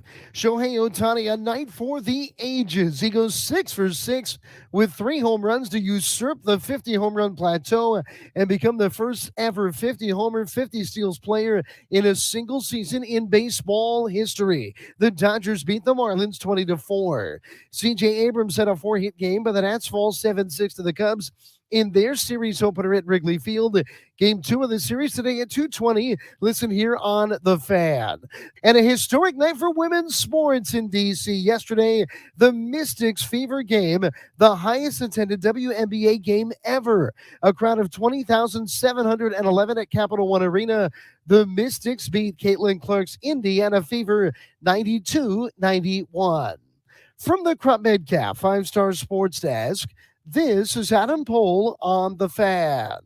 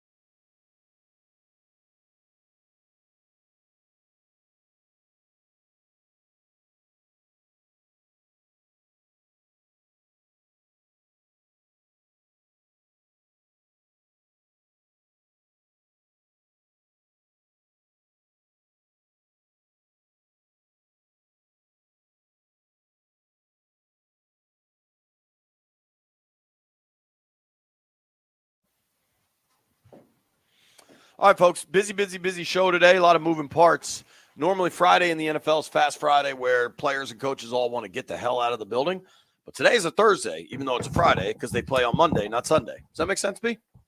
That makes a lot of sense to me. If you speak NFL, what I just said makes sense. If you don't, it might have sounded weird. In moments, we're going to hear from Commanders offensive coordinator Cliff Kingsbury.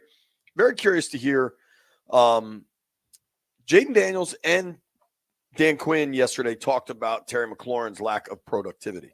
I will do my best. We're kind of in a unique situation. I don't know that I'll be able to get a question in there, but I'm sure Cliff's going to get asked about it. And kind of the horizontal nature of this offense, at least through 2 weeks. B, when you go back and watch, there are some shots that are there that haven't been really taken yet. But I think you saw the pass Noah Brown late in that game on the game-winning drive. Like it's coming. I feel pretty damn confident that it's coming. I totally agree with you. Specific to the Terry stuff, though,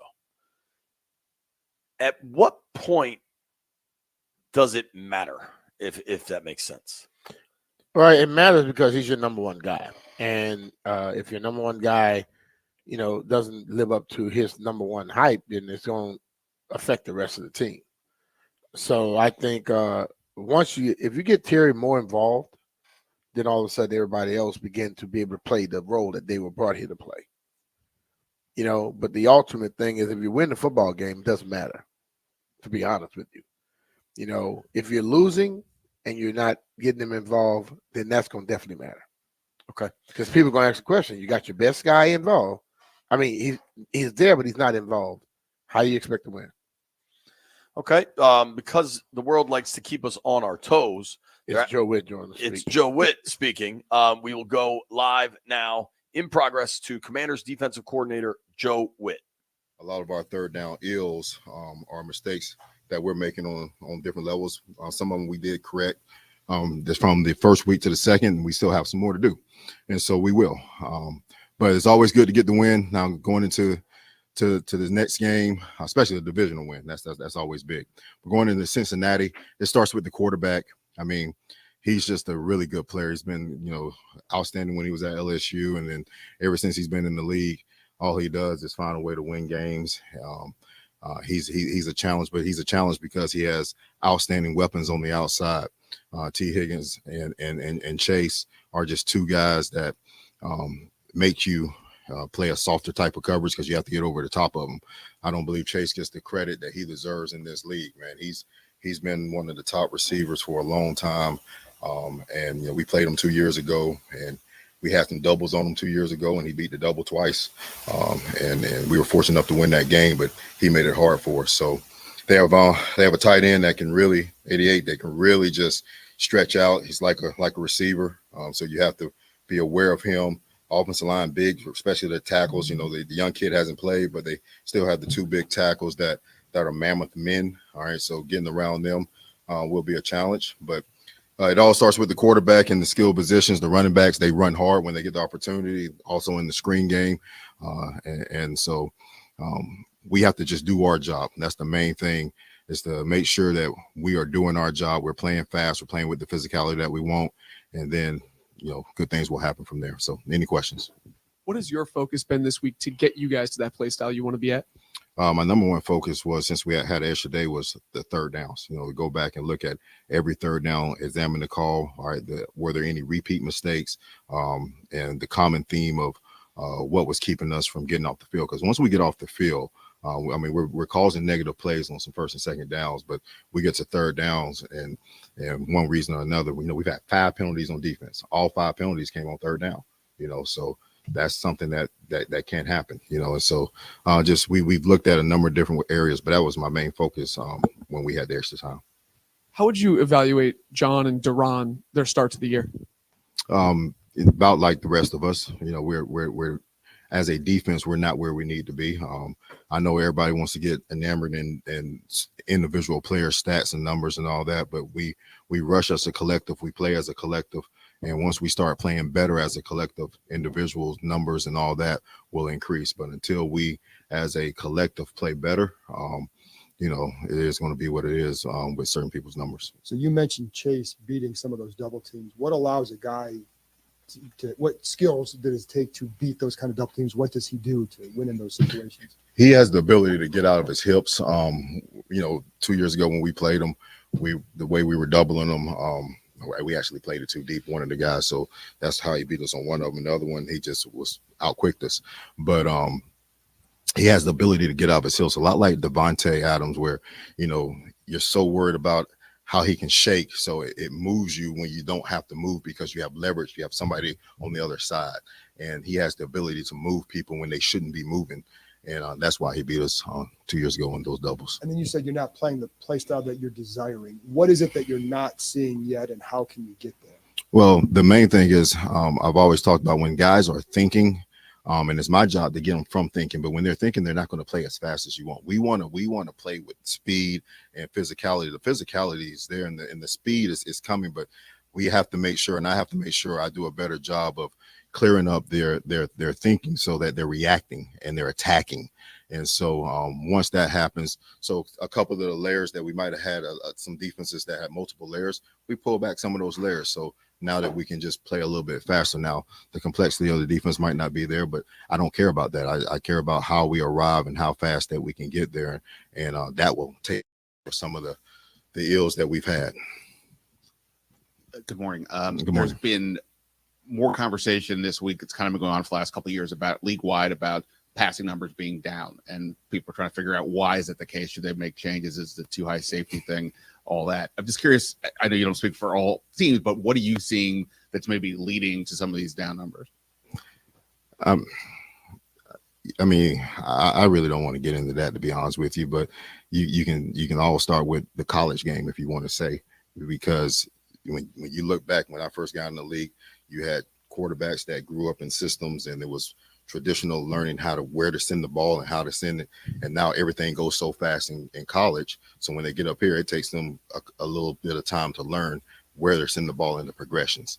And so, but I'm not really worried about that, man. I'm worried about stopping these Cincinnati Bengals. All right. So, and to that end, obviously, I guess we'll probably, I don't know if we're going to see Emmanuel Forbes this week. I'm guessing not, but Mike Davis stepped in last week. What did you kind of see from him and that cornerback group overall? Oh, well, you know, we have to do a better job as a defense of tackling and getting multiple people to the ball, and that's part of the speed element. You know, we're still on the outside looking for the combination that's going to give us the best chance. And like I told you, I believe 2 weeks ago, it will be a week-to-week deal, not just necessarily at the cornerback position, but throughout the defense of who we think is going to give us the best opportunity to win the game that we're about to face. So the rotation might be a little bit different, but it's just because that we want to look at who's going to give us the best chance to win this game. And then next week when we go against Arizona, we'll figure out who's going to give us the best chance to win that game. That was Commanders defense coordinator Joe Witt Jr. No lies detected talking about Burrow and Jamar Chase. Not at all. I also like how little he cares for entering into a hot take debate about too high safeties. I mean, if I start doing something that's working, you think I want to start discussing something with the people that want to take it away? Right. Well, ideally, they start doing something that's working, because defensively, they're going to have a major challenge on their hands Monday night in Cincinnati. The Bengals team is really pretty damn loaded. To learn more about that Bengals team, Charlie Goldsmith from the Cincinnati Enquirer joins us next.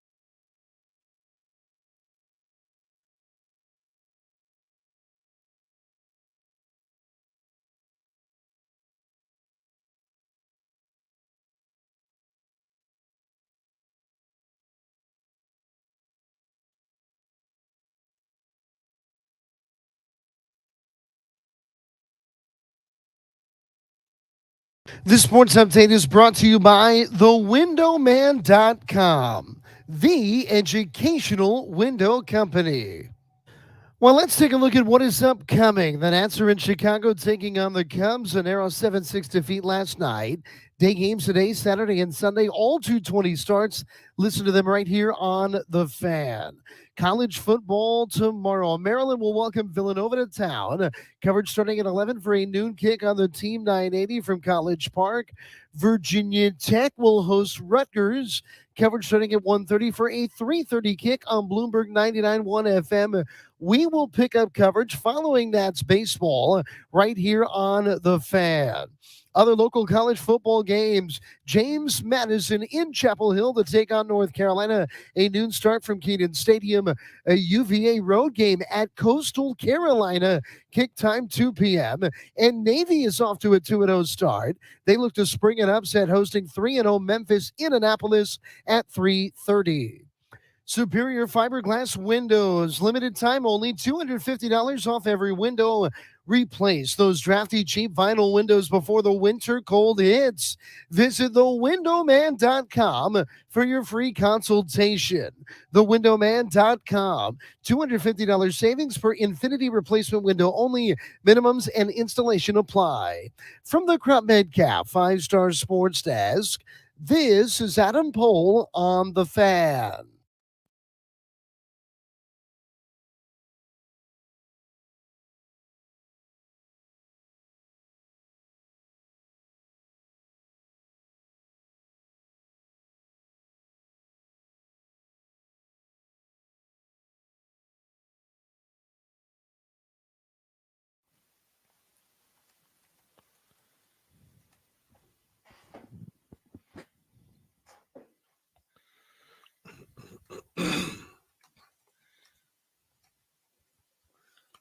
High noon in the District of Columbia. You are listening to B. Mitch and Penley. We are out in Ashburn, Virginia at Commanders practice. You heard Joe Witt speak a little earlier. Now we got Cliff Kingsbury talking. Kingsbury, very dismissive of Bengals corner Cam Taylor-Britt, who suggested that they're running a nice college offense, was the line. Somebody must have told him you don't give teams a bulletin board material, right? I don't know that he's listening to that. If I were them, I'll go after him. To help us learn more about the Bengals, Charlie Goldsmith covers the Bengals for the Cincinnati Enquirer, joins us now. Charlie, what's up, dude? How are you? Hey, in Cam Taylor-Britt's defense, the Bengals were running a nice college offense in 2020 with Burrow, and that worked out okay for him. So that's true. Is Cam Taylor-Britt the kind of guy, like, was he trying to take a shot there, or was it kind of just something that was said poorly? Cam Taylor-Britt's a very interesting character. I mean, his nickname is literally Juice. He's also an all-time culture setter from a guy in his first or second year in the league. He's in year 3 now, but he very quickly became one of the voices of that locker room.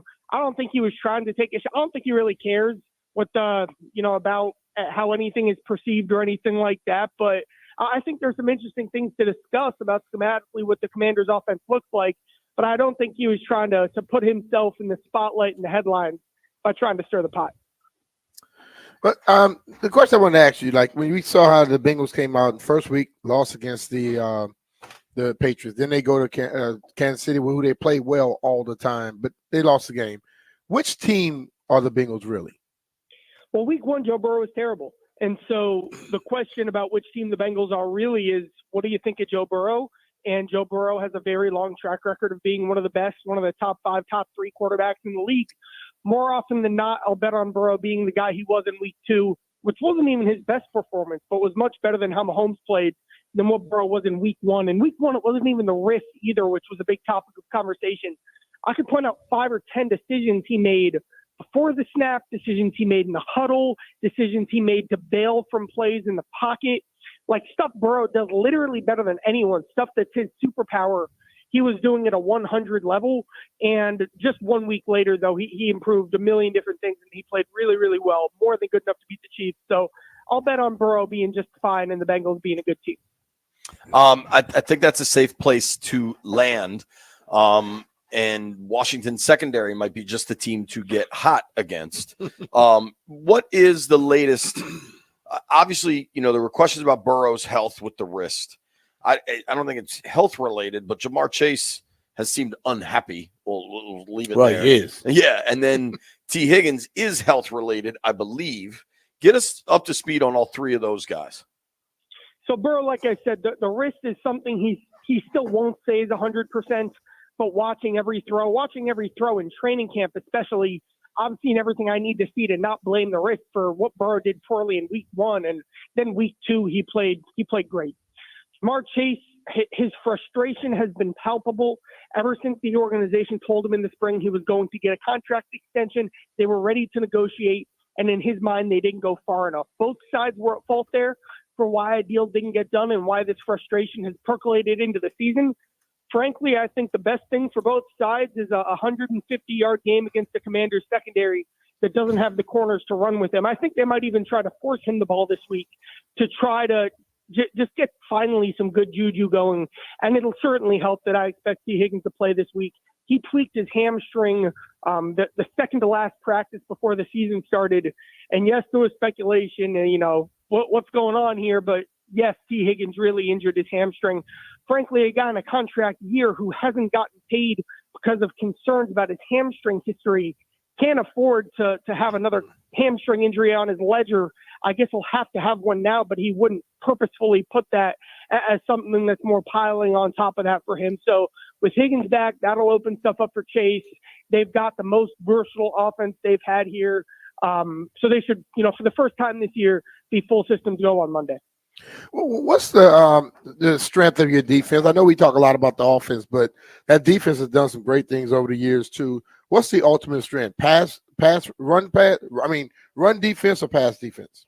Well, this is one of the worst run defenses in the league, and the Commanders have a very clear path to victory here. They can just look at what New England did in week 1, and that's try to play keep away, that's pound the rock and try to limit possessions. The Bengals used to have maybe the best run-stopping nose tackle in the league in DJ Reader. Turn on the film in the playoffs in 21 and 22, and I'll challenge you to find a nose tackle who's doing more against the run than DJ did. Well, they didn't, or they replaced him with a couple of rookies who have been hurt, and they replaced him with a pass rusher in Sheldon Rankins, who's also hurt. So a clear opportunity to run the ball. The strength of the defense, though, for the Bengals, all you need to do is look at Patrick Mahomes' pass chart. The Bengals got experienced and veteran savvy at safety this year, bringing back Von Bell and bringing in Geno Stone. And Mahomes really only completed 2 passes that were even past the first down mark over the course of the game. So clearly the disguises and the versatility and the playmaking and the instincts in that Bengals secondary can force quarterbacks to have to play safe, even Patrick Mahomes. And when the Bengals, went on those runs, that's exactly what the defense was doing.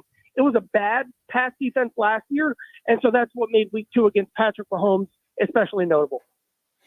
We're talking with Charlie Goldsmith here, reporter for the Cincinnati Enquirer, covers the Bengals. You're in that locker room every day, talking to players, talking to coaches. How are just like the vibes for the Bengals right now at 0-2? Is anybody concerned or, watching the Patriots last night get shellacked by the Jets, knowing since he lost to them week 1, just how's everybody kind of handling it? Week 2 against the Chiefs was a real missed opportunity. That win could have quite literally carried them through January in terms of they could have said, all right, we can beat the Chiefs. We're good. Let's roll into the playoffs in any environment and have all the confidence in the world because this group had done it. Well, now they haven't. There was a bit of a moral victory element of saying, all right, at least Burrow's fine. At least the pass defense is fine. The offensive line's going to hold up. And looking forward, it's Commanders, it's Giants are coming up on the schedule. The Panthers are coming up on the schedule. Then they'll play all the bad teams in the AFC West. So they're going to have more than enough chances to get right from a win-loss perspective. Also, it's their 3rd straight year going 0-2, and this is the first year that there haven't been legitimate pressing health questions with Burrow coming off 0-2. So a real significant missed opportunity that'll show up from an intangible and momentum standpoint last week. But when you look at the soft schedule, when you look at the fact that the Ravens are 0-2 and the Steelers and Browns offenses are terrible, they still think they're going to win the AFC North. They have reasons to believe that and be confident in that. and now they just have to do it. This 2024 team has to show that they've corrected some of the problems that cost them last year. And, kind of starting here is you got to beat the teams on your schedule that you should beat. Chances you have to show that. Do you think they have to run the ball better to also take some pressure off of Joe Burrow? Sometimes. I think that's always been a thing for the Bengals. They need to have defenses be worried enough, not worried, but noting the run game enough to not just abandon the box and just live in too deep. They have to, at least on a couple snaps a game, maybe force the safety to creep up just a little bit, because that's when Burrow takes a shot and beats you with a deep touchdown. So they've actually gotten much better at the running back position after losing Joe Mixon, who frankly wasn't very good last season. Zach Moss and Chase Brown, kind of a 1-2 punch tandem backfield. Moss, kind of the steady, efficient guy. Brown, the explosive potential. This will probably be like the 15th to 20th best rushing offense in the league. But for a team that wants to throw the ball 40 times a game sometimes, and whose best players are Burrow and Chase and Higgins, and they've got some tight ends they like, and their receiver depth is really starting to show up. They've got like 4 or 5 guys who would be starting receivers on most teams. So they're going to want to pass the ball at the end of the day. They just need defenses to respect the run. Is there anything we're not thinking of in this matchup? Like, is there a Bengals weakness that Cliff Kingsbury is specifically trying to game plan for, whether it's the front end, the back end, whatever it might be? Looking at the Bengals defense again, I think they're probably going to try to run the ball 20 to 30 times a game. I mean, here's who's going to be playing at defensive tackle for the Bengals this week. It's rookie Chris Jenkins making his NFL debut, who had thumb surgery 2 weeks ago and will be playing with the club. It's defensive tackle Lawrence Guy, who signed with the team on Wednesday. It's probably then going to be a practice squad elevation.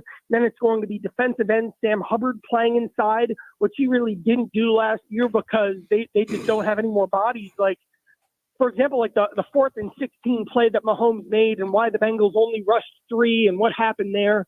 That's been a huge talking point, even nationally this week, that play that turned into the pass interference penalty that let Kansas City win that game. And the only reason the rookie safety who made that penalty was on the field was the Bengals wanted to have a 4th defensive lineman in that game, but they didn't have a 4th defensive lineman to physically put into that game because their defensive tackles were playing on early downs because they were gassed. So you could either have played them like 100% of the snaps, or you could have just taken your chances with a 3 defensive lineman front, which they did. So it's a math problem up front that Washington, I would assume, is going to try to exploit. Yeah, it's going to be a really fun ball game. If you're tell B Mitch, you tweeted about this earlier. Brian is from Louisiana, right? Not necessarily an LSU fan, but I think you love things that are good for the state. Yeah. Tell B Mitch, Charlie, what an LSU fans weekend in Cincinnati could include. Yeah, well, Paul Skeens is pitching on Sunday in Cincinnati, and then Joe Burrow versus Jaden Daniels in Cincinnati on Monday night. Heck of a sports weekend, if you ask me. That's a hell of a sports weekend. I mean, dude, I'm bummed. Our flight gets in at like 2:30. Yeah. The first pitch is 1:00, so we're not gonna. Yeah. If that was a night game, I got to see the Skeens kid, man. I want to see him kind of as he has things going. Charlie, man, we really appreciate it. So you think Higgins is full go for this weekend, right? I don't think he'll be playing 100% of the snaps. I think they'll probably be situational when they use him, and he probably won't. They probably won't throw too many 50-50 balls up toward him, but he's of course a part of the game plan. They do have the receiver depth, so some really nice guys in Yoshivash. Jermaine Burton is just a pure deep threat as a rookie. They're mixing in 2 tight ends. That's been the story of the week here. 2 tight ends for the first time ever. There's some honking in the background at Paycor Stadium for some reason. Using 2 tight ends, they won't have to force Higgins to play just about every snap. All right. You think Gesicki's a big role for them all year? It'll depend on the matchup. There are going to be times where they need to lean further into the blocking element at tight end, and that's why they'll use Eric All, a rookie out of Iowa. His role will continue to expand, but there are going to be specific teams and specific matchups. And actually, I would have said this last week, too, before he had 90 yards. The Chiefs are a perfect matchup to use Gesicki in the slot and exploit those matchups. So it'll be more situational. There's only one ball, and the game plan always starts with Chase and Higgins. But if you're looking, I don't know that this is the weakness of the Commanders' defense. But when you see other defenses, maybe with weaknesses at linebacker or in the middle of the field with the way they use their safeties to match up with guys like that, those will be the types of games where Gesicki shines. Last thing with the Bengals, I read something that their pace is kind of slow, that they don't get as many plays as their offense would suggest. Is that accurate? Have you noticed that their pace is not kind of top half of the league? Well, I would probably first start with that, with how much the Patriots tried to milk the clock for the entire game in week 1 on Monday. So that'll probably impact those stats you see. But then just purely from an Bengals offense perspective, Burrow is so good in deciphering information based on what he sees before the snap, and he'll move the back around, he'll move guys around, he'll call stuff out. He's so good at getting that even dating back to his second year in the league, really, he'll take that play clock down. So that probably factors into that as well, how good he is at getting information before the snap and how you see that translate into when the ball gets snapped. All right. There you have it. Charlie, just taking his time. We'll see you on Monday. Thanks, guys. All right, Charlie. Charlie Goldsmith. Like you said, Joe just taking his time, man. When you're Joe and but let's think about this though. Control is not a bad idea. Don't they worry about him getting hit a lot? He gets hit a lot. He doesn't run as often. He gets hit in the pocket a lot, right? That offensive line, are they good enough? I don't know. But then I found out about defense pressure good enough. I mean, you heard Joe Witt earlier talk about everybody's got to be better, including Allen and Payne. Mm-hmm. DQ kind of said the same thing. If you want to follow Charlie on Twitter, he does a really good job at CharlieG_. If you had to pick one guy to break out, step up this week, either side of the ball, who you want? I want Terry to step up and break out. I just think that when Terry is doing his thing, he's like a spark plug for this football team. You know, there are guys on your team that can play, and people see him, okay, whatever. But when another guy plays, like Terry is a quiet guy, but he has a hell of an athletic confidence and arrogance about himself. And when he makes plays, you can see how he starts to get into. I think guys feed off of Terry's exuberance and excitement. I think that's fair. I think for me, it's Payne. Mm-hmm. I think when Payne is at his best and he's dominant, the entire offensively, they've been able to move the ball and they don't have Terry going, right? Mm-hmm. Yeah. Now, if you get Terry going, then you really got something going. Then the offense hits another gear. Yeah. But I would say, I mean, to use an analogy here, the offense has gotten into third gear. They're not in fourth. They're certainly not in fifth, but they got into third. Yeah. Defense hasn't gotten out of neutral. Yeah. And I think if Payne can get going and disrupt Burrow, disrupt the timing, disrupt those wideouts, could really be a boost for the whole defense. And I mean, you heard Joe Witt talk about Jamar Chase. You heard Charlie Goldsmith talk about T. Higgins being healthy. This kid, Yoshi, they got, Ayashivas, can play, man. Gesicki's got hand. Like, we can't give Joe that much time. But the thing about him, Joe will hold the ball, which will give you time to get to him. I think, listen, man, if you feel that you are a good enough pass rusher, they got to get to him this week. Got to. Because what's your path to slow down this Bengals offense? Like, outside of the just hope they're bad, like, what is your plan? You know what I mean? Well, based off of what we've seen thus far, it don't seem like there is one. But we've heard enough talk, and we expect a lot of certain people where they got to play. They got to show up and be what they are touted as. Right. You can't keep this playing off of a reputation. That reputation has to be shown on the field now. Totally. And I think those guys are aware of it. We talked to John Allen for a minute yesterday, and he's like, yeah, I'm not playing well enough. Nobody's playing well enough. John's a smart guy. He's never going to say the wrong thing.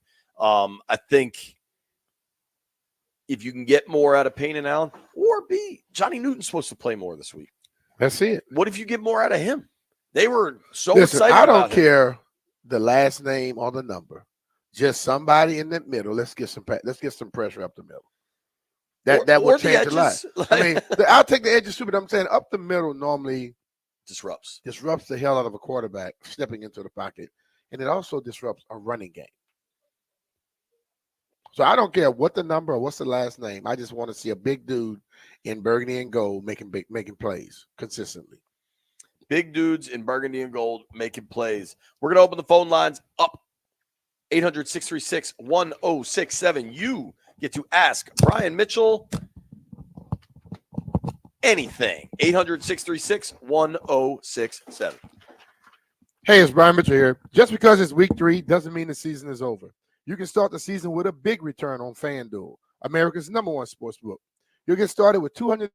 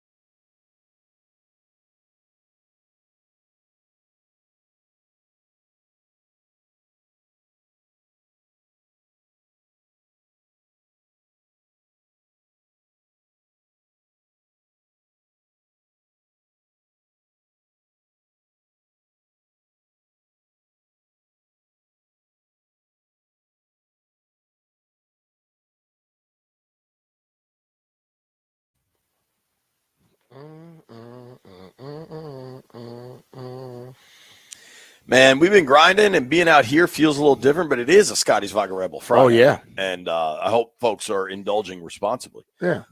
Take your time. So we're doing Ask Me Mitch Anything here right now, 800-636-1067, because we have Kevin Harland joining us at 1 o'clock. Great get, Landy. Excited to talk. I honestly am just excited to hear Kevin Harland talk. I like that dude.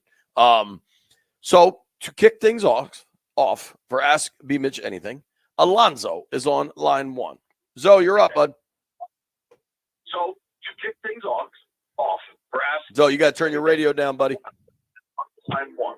So you're up, bud. All right, Hello? let's put Alonzo on hold. We're going to try this again. Deshaun is in D.C. Is this your son-in-law? Oh, Deshaun, what's up? How you doing?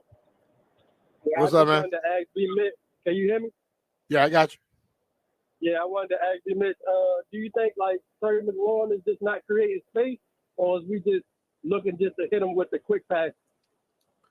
I don't think it's that he's not creating space. I just think that teams are trying to make sure they take him out, and Jaden, being a young guy, is not going to sit there and wait all day for him. He's going to make a decision, go somewhere, or he's going to just try and run the football. So I believe Terry will make the space and start getting open. But sometimes you got to just, when it's your best receiver, do what other teams do. Force it to your guy.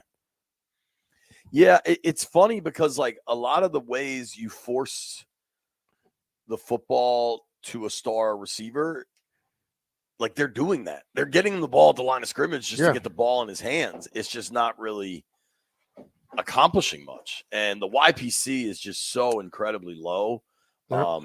You'd think that will change, but I don't know, man. The Terry thing is a little bizarre, frankly, to me. I think it will improve. I definitely want to play this Jaden audio on Terry, but we'll keep the phone lines going right now. Yeah. Dan is in Fairfax. Dan, what's your question for B? B. Mitch and Finlay. What up, Dan? What's up, dude? Be good. My question is, during the body bag game, I guess there was like 7 players injured. I was just wondering what was going through your mind, B. Mitch. I mean, I know you always say if you're worried about getting injured, you're probably going to get injured. So I was just wondering what was going through your head. I wouldn't worry about being hurt or getting hurt or nothing like that. I just listen.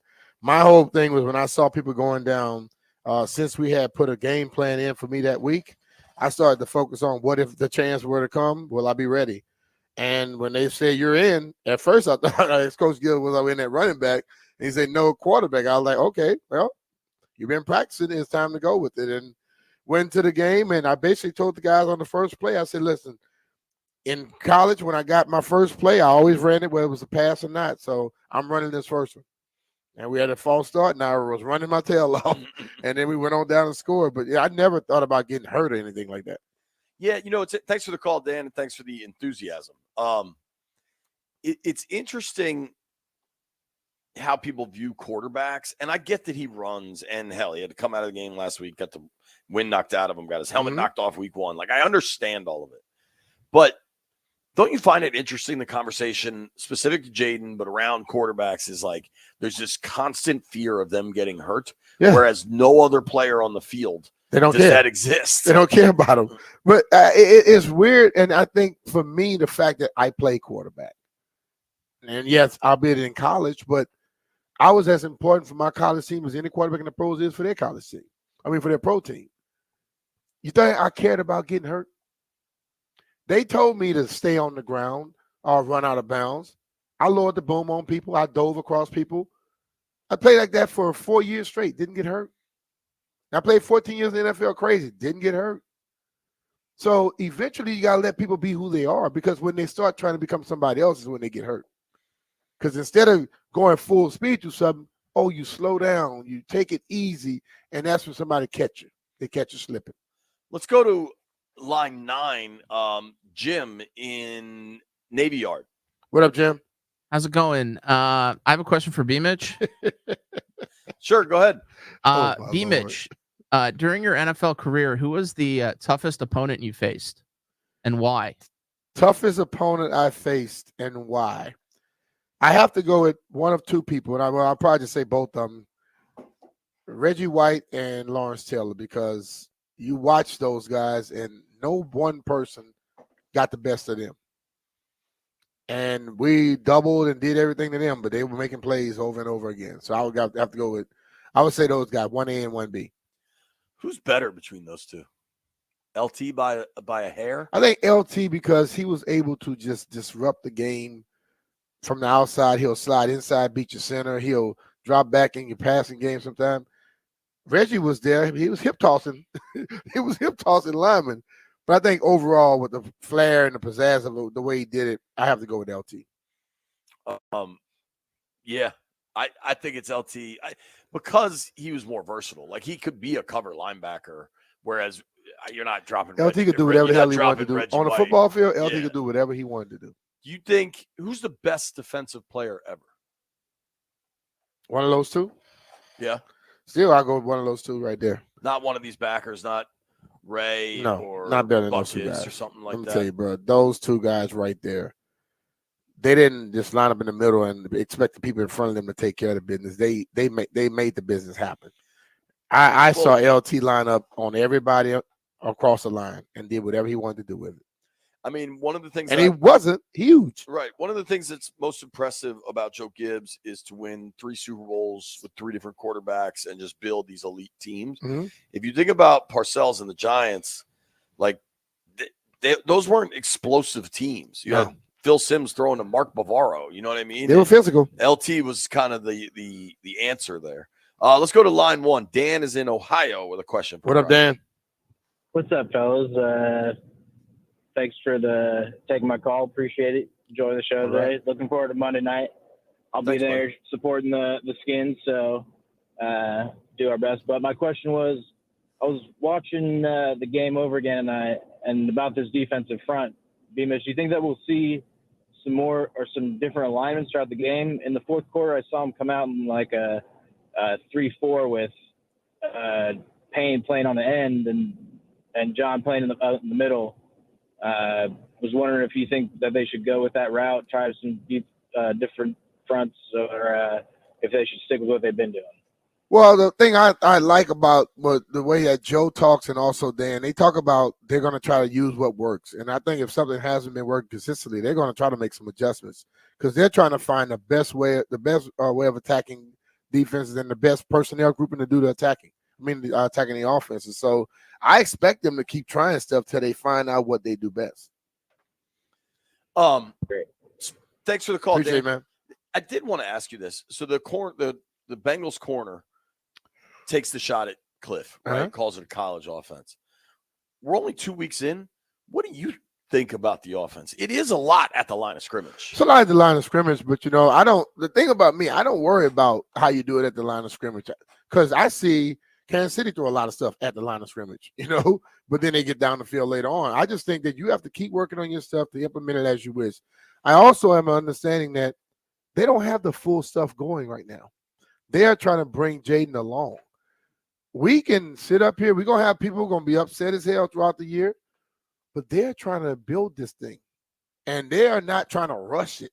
They're trying to build it and gradually get him and let him understand everything. And it's not going to move at the pace that people want it to move.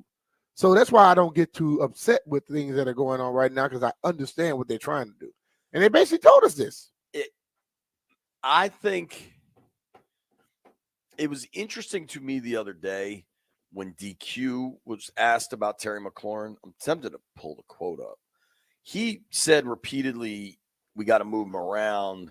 We got to put him into kind of some different looks. And he talked about neighbors, how neighbors they would throw into these bunch formations where it's a lot harder to kind of to get a bump on them, to get press on them, whatever that is. It was interesting to hear the head coach say those things when the offense doesn't really reflect those things. Now it's only 2 weeks. Maybe they've realized now that has to come. But that stood out to me for Quinn to talk about it when he's not the offensive play caller.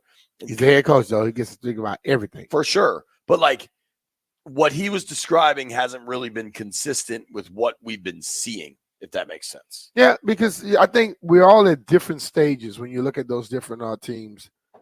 This team, no matter what we think, is trying to build something for the long haul, which means they may just work on foundation right now and next year. Up there in New York, they're not trying to build a foundation.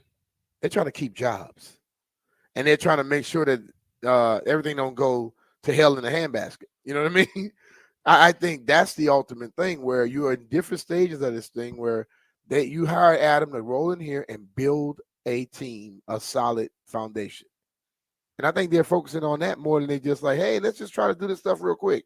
Because none of us want them to have a good year this year and then be stinking for some years to come. We want it to be gradually going to where now we're in that constant rotation like Steelers, Ravens, Chiefs, those things. And I'm not saying to be in the Super Bowl all the time, but have opportunity to get to one. Because if you're not in the playoffs, you can't get to one, right? Mm-hmm. Here's a quote. This is DQ. Well, asked about getting the ball to Terry.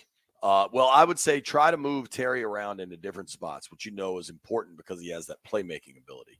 You want to find the spots to go. As we're going just into our second full lap together, there'll be more opportunities for him, and we need them to be. Because I'm sure DQ and Cliff get in the conversations, and DQ will tell him what will affect his defense and vice versa. You know what I'm saying? But also, you don't want to be a coach telling your offensive coordinator how to run something. You don't want to micromanage. Yeah, and because if you start micromanaging, then you got problems. The last micromanagement was Ron to Scott Turner.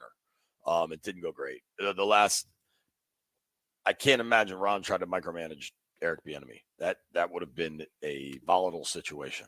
I think it was a volatile situation. I think it was volatile, but I think a lot of Ron, the comments that were made were an effort to micromanage, like try to put people in their place. Kevin Harland at 1:00. Nobody go anywhere.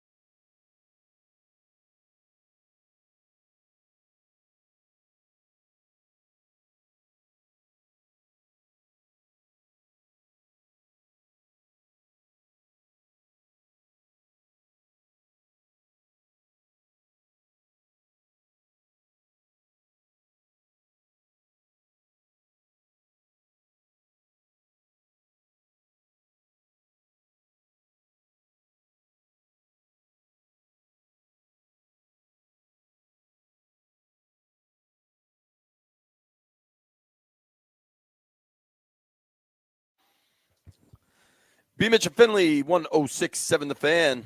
Little sandstorm down at South Carolina. They almost beat LSU. Also in South Carolina is Mullins, South Carolina, town we just learned about. Lamphille, South Carolina, exactly. All right, B. I've been wanting to play this. I don't know if you heard it yesterday. You probably didn't because you were doing your thing. I thought this was a really, really mature, insightful answer to a question many people have been asking. Number 8, Landini. This is Commanders rookie quarterback Jaden Daniels talking about wanting to get the ball to Terry McLaurin. Yeah, I mean, go out there and pick the spots. I mean, obviously we got to get Terry the ball. But, at the end of the day, you got to spread the ball around. Defenses are going to key on Terry, respect to him because of what he did in his league. But at the end of the day, man, when it's time and we have a one-on-one matchup, sometimes, Terry's out there, go let him win. But other than that, we're just going to keep playing our game. We're going to keep moving forward and just go from there. I think that's really pretty damn fair, don't you? I mean, the thing about it is, now,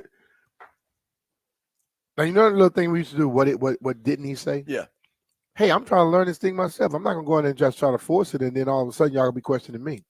So I'm going to keep going, and I've seen him one-on-one. I'm going to give him a shot like he did in the game. He just overthrew him against Tampa. But right now, I'm not at the position in my career where I can just force stuff to people. You know what I mean? Yeah. I think if a lot could happen, right? But I think I like left hand up a little bit. Now, granted, I haven't asked these questions, but I think we're making a little too much out of a slow start here because it's just the start. We're people are freaking out about scoring being down and passing being down. It's 2 weeks in. Yeah. Let's just give it a little bit of time. I did like this from Jaden about what he liked from Sunday's game against the Giants. It wasn't all great, but there was some good stuff there. Number 7, Landini. Yeah, we got after in the run game, physical up front, made plays in the passing game. I feel like we could still expand on overall as an offense. But we know we got to execute. We got to finish drives, and that's the name of the game is putting up points and scoring touchdowns. That is the name of the game. Some days you score field goals, you can win it. Yeah, they didn't do it enough. Do that against the right team. I don't think field goals win it Monday night. Do you? No. Well, a field goal may win it at the end. You never know. But I'm saying, listen, I just think that you want to score touchdowns, but you damn sure don't want to finish a drive without getting any points. To that point, number 11, Landini, was asked, can they fix these issues in the red zone? Yeah, I mean, everything is fixable. You got to put attention to detail. It starts with communication, and that starts with me. So, it gets kind of loud down there in the red zone. So if I need to be extra loud so guys can hear me or, just a focus thing. But all 11 of us all got to be on the same page. We all got to focus for 6 seconds, play in and play out, and move on. It's pretty crazy when you think about the 6 seconds. Yeah. And I think the fact that he answered it like that, 6 seconds, we always think about, 60 seconds, 25, 30 seconds. No. You got to focus in on the play. The moment we get to the line of scrimmage till the ball is snapped. Think about that. Well, and there's something else happening. Some people couldn't even hold their water that long. Right. What do you think of Noah Brown, B? I when I saw him working out in Tampa, I was like, I can't wait to see this guy on the field. Then he gets on the field. He looks a lot bigger than everybody, and he can run. You watch him in the running game. He was blocking. Just a little bit I saw, I'm excited about him, moving forward. So I'm thinking he could be a big plus for this team. I think he can too. I don't know what that looks like, but he just looks different when he's out there compared to what everything else looks like in Washington. Mm-hmm. Jaden, I asked Jaden about what he thought with Noah Brown, number 12, Lambo. Yeah, I think just what he's proven in this league, be able to go out there and create separation, make plays. Obviously, him and Terry both came from Ohio State, so they have a lineage of receivers. Still think LSU creates the best receivers, but not trying to be biased. But they're just very hard workers, man. You could just tell with Noah how he approaches practice. He's a pro's pro, and you see the same thing from Terry. And that trickles down to the rest of the room. I think there is a lot to like with Brown. I also think it's going to take some time. I've been saying all along, I kind of think like after Halloween, but I think McCaffrey and Sennett will get more involved. Lot to watch offensively. Yeah. When we return, we'll be joined by Kevin Harland. He'll be on the call of Monday night's Commanders-Bengals game. But right now, caller number 10, you win 2 tickets to Caps 50 Fest. Join the Caps for 50 Fest featuring Third Eye Blind. Celebrate the Caps' 50th anniversary on Thursday, October 10th at Capital One Arena. Caps 50 Fest will have over 60 alumni in attendance. The Caps' current roster, photo opportunities, entertainment, and Third Eye Blind. Tickets are only $19.74. For tickets and more event information, visit thefandc.com/events.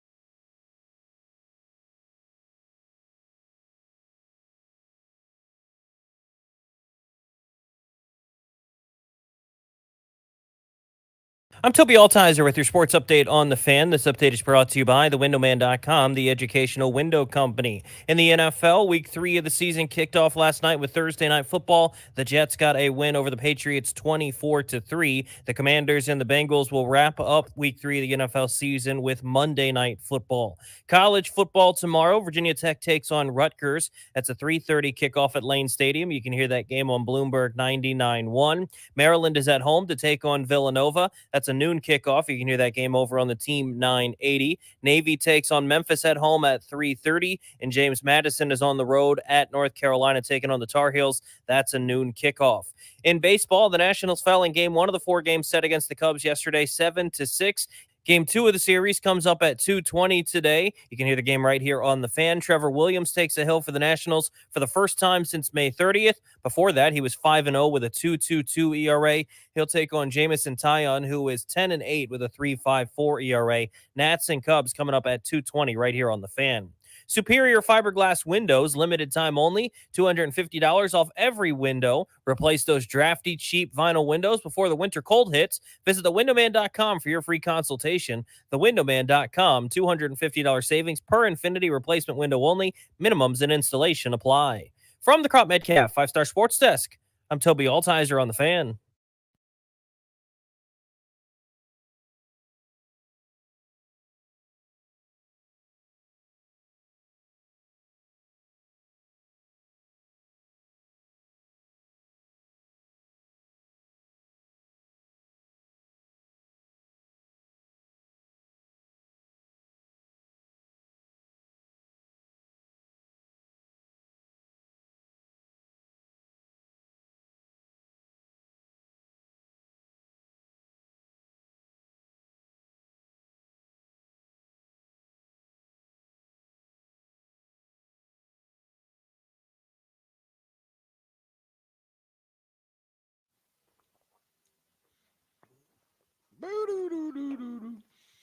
All right, 1 o'clock Friday, Football Friday. We are really excited to talk to Kevin Harland. He'll be on the call Monday night for Commanders Bengals, an absolute legend calling games. Kevin, what's up, man? Thanks for making time for us. Thanks for having me on the show. Good to be on with you guys. Looking forward to seeing the Commanders for the first time this year. Yeah, I'm sure you've watched and talked to the coaches and everything. What have you made of Jaden Daniels so far? Well, we've not talked to the coaches, and I have not seen them in person. I've just watched a little bit of tape. I've got another game coming up this weekend on CBS on Sunday, so I'm getting ready for these 2 games kind of at the same time. But no, what I know is what everybody knows. This kid is an incredibly talented player. He was that way before he ended up at LSU. He has, as a rookie starting in this league is now not a rarity. I think that he is equipped to do it. He has played on gigantic stages before. Doesn't seem to be phased. I've always liked the way he plays, and he's only going to get better. I mean, I think what's not to like? He represents a turning of the page at that position. They drafted him for a reason. These quarterbacks probably come in more prepared to start in the NFL than ever before, and he would be right at the top of the list. So I can't wait to watch him play. Kevin, you say you got that game coming, got another game. Do you ever get all these names and stuff running through your head and get confused? Oh, I'm confused by my own name. Yeah. I mean, I'm trying to do a few games like, whoa, you try to do one thing, you start thinking about it, you get all these names running through your head. It's tough. But you make it seem so easy. If you do something every day, and that's kind of what I've learned over these years, you do a little bit every day. It's like studying for a test in high school or college, right? You study a little bit every day, the repetition sets in, and more or less you're going to do fairly well. It's when you try to cram at the end where that sometimes does not work and pay off for most people. And so a little bit every day, I think, aids to that end result. I'm going to be in Seattle on Sunday and then get halfway across the country and spend the night and then finish the trip on Monday morning into Cincinnati, which will be a tough game for the Commanders for sure. That's last week the Bengals probably should have beaten the Chiefs. They did not, but looks like they've kind of regained their traction. And Cincinnati does not play that well in the month of September. Joe Burrow's record in September is not that good. So if you're ever going to play him, this is the time to play him in the month of September. And you know, I know from a Washington standpoint, Commanders are hoping that they can take advantage of that, which has seemed to kind of follow Burrow through the first couple years of his career, not playing well necessarily to begin seasons. We're talking with Kevin Harland here, the voice of Monday Night Football on Westwood One. And I got to tell you, Kevin, because of the work I do here in DC, a lot of times I'm in the car for Monday Night Football, like at least the first half. The Westwood broadcast is so good. Yes, I really enjoy it. I am sure you've called a bunch of Bengals games. Obviously, they've got kind of that Jamar Chase situation looming there. Do you still consider the Bengals as maybe the top rival to the Chiefs, even though they started 0-2? Yeah, you know, I think Houston is emerging in that. I'm anxious to see what Harbaugh does with the Chargers. Buffalo is always going to be there. But the Bengals, probably because of Burrow and they have Chase, that's a pretty special team, clearly. And I think they're built, again, to battle the Chiefs. They did this past Sunday and barely lost.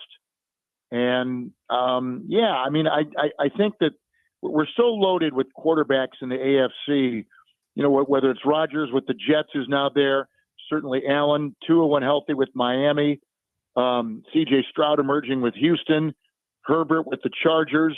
I mean, you just go right on down the line and you just see, you know, one good team after another. But the problem is they're dealing with a quarterback who is generational in talent, Mahomes. Yes. So, you know, the Chiefs have the confidence of a two-time defending champion. They've got the confidence of having the best quarterback in the game. They got maybe the best coach in the game in Andy Reid. The system is in place. But they're like a lot of teams. They've got their challenges, too. They just lost their best running back. They've got some injuries on defense they're dealing with. Every team's got some kind of crisis right now that they're dealing with. Just ask the Rams and 49ers and ask Miami, you know, what crisis, what's your crisis? And they can tell you, well, in San Francisco, it's Christian McCaffrey, gone, injured. The Rams have wide receiver injuries. They've got offensive line injuries. Tua is out for the foreseeable future in Miami. You know, he's the engine for that offense. So there's so much going around the league, but the Chiefs always seem to find answers. And until these other teams that are eventually going to go through some kind of crisis themselves this season, until they can handle it like the Chiefs do, the Chiefs are the team to beat for sure in the AFC.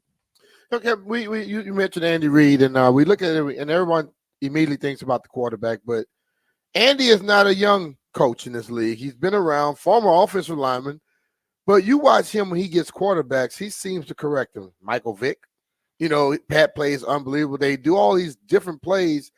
How important still is the head coach? I mean, the coaches that can, I guess, go out and take a guy and help elevate him to his full talent.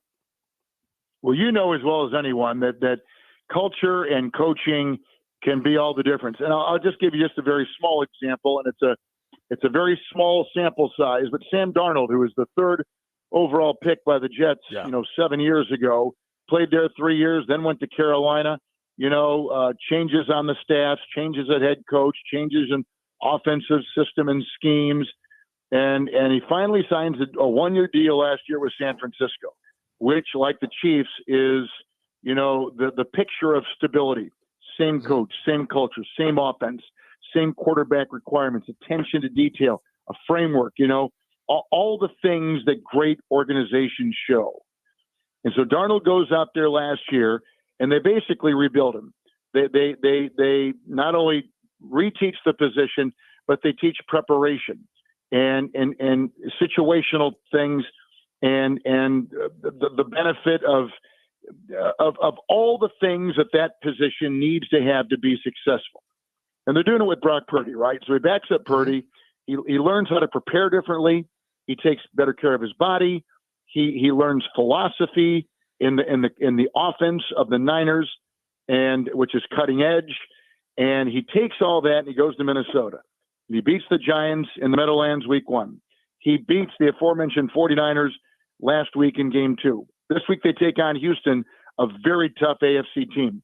And he appears, we did that game last week against the Niners.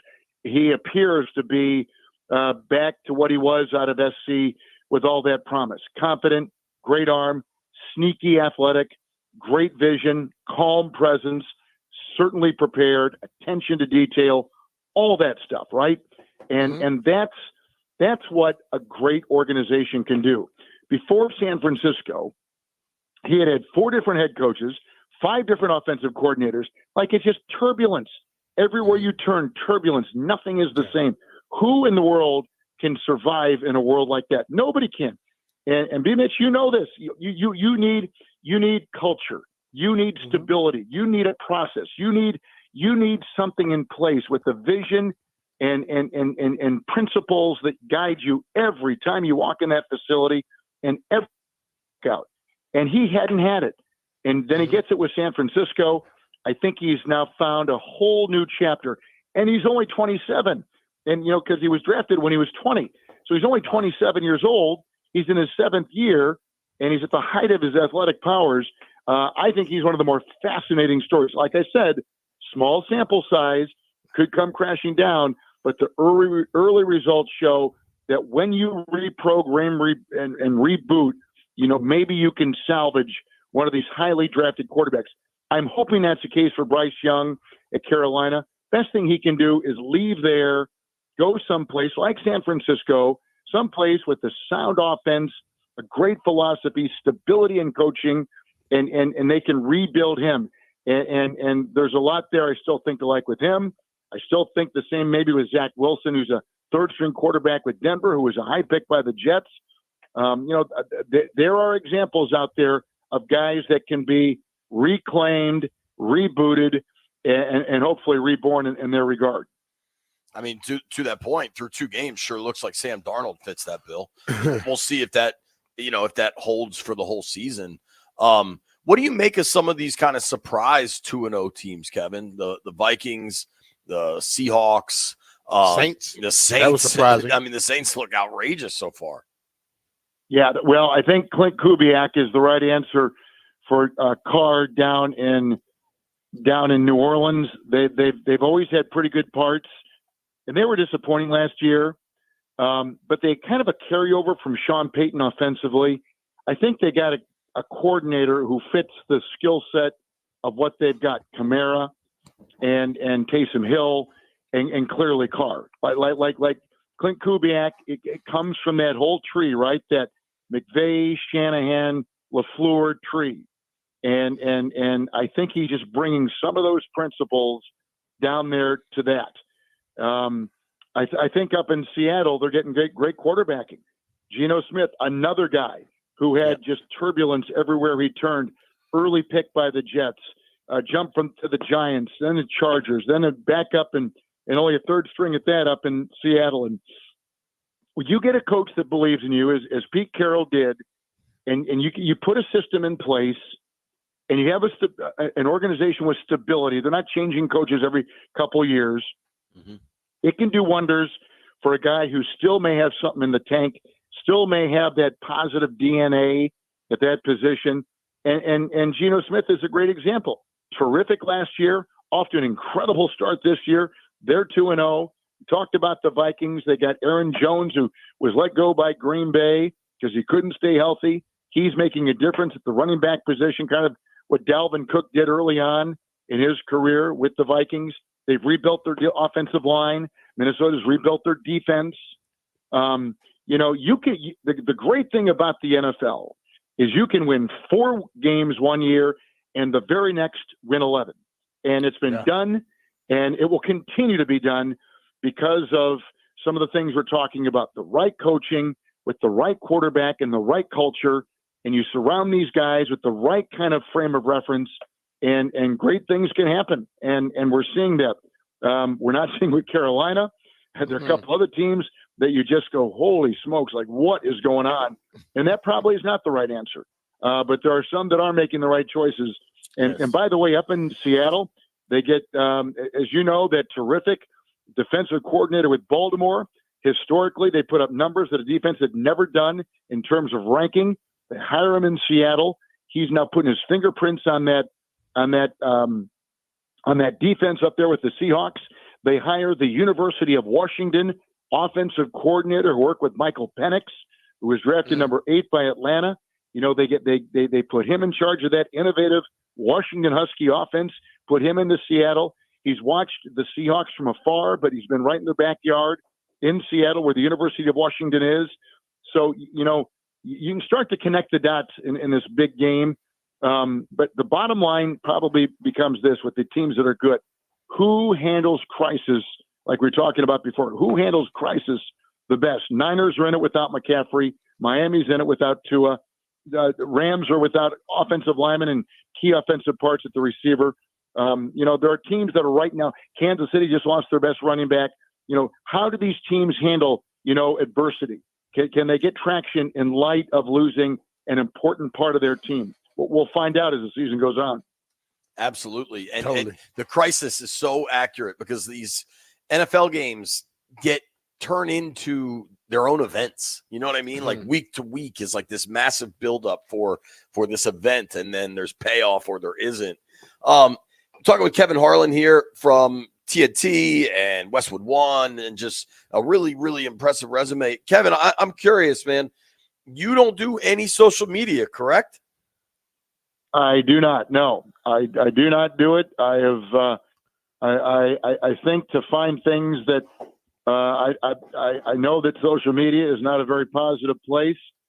I've got 3 daughters. My wife and I have 3 daughters. If anything is on there that they think I need to see, they'll let me know. Otherwise, they kind of now they're all married moms, so they got a lot of other things on their plate. But I you know what? I've survived this long without going on it, and I'm going to just do that for my remaining years in the business. I do go on social media to follow the Adam Schefters, the Shams, the Woj, you know, of course, who's now left. But there's so many great writers in the NFL and in the NBA, and I follow them because they become like a newsreel for me. They keep you up to date on what's going on. So I've got somebody just passed me on the best 32 writers in the NFL and their Twitter account. So I follow all of them, and that's how I get a lot of my information as a part of the mosaic of ways you prepare for these games.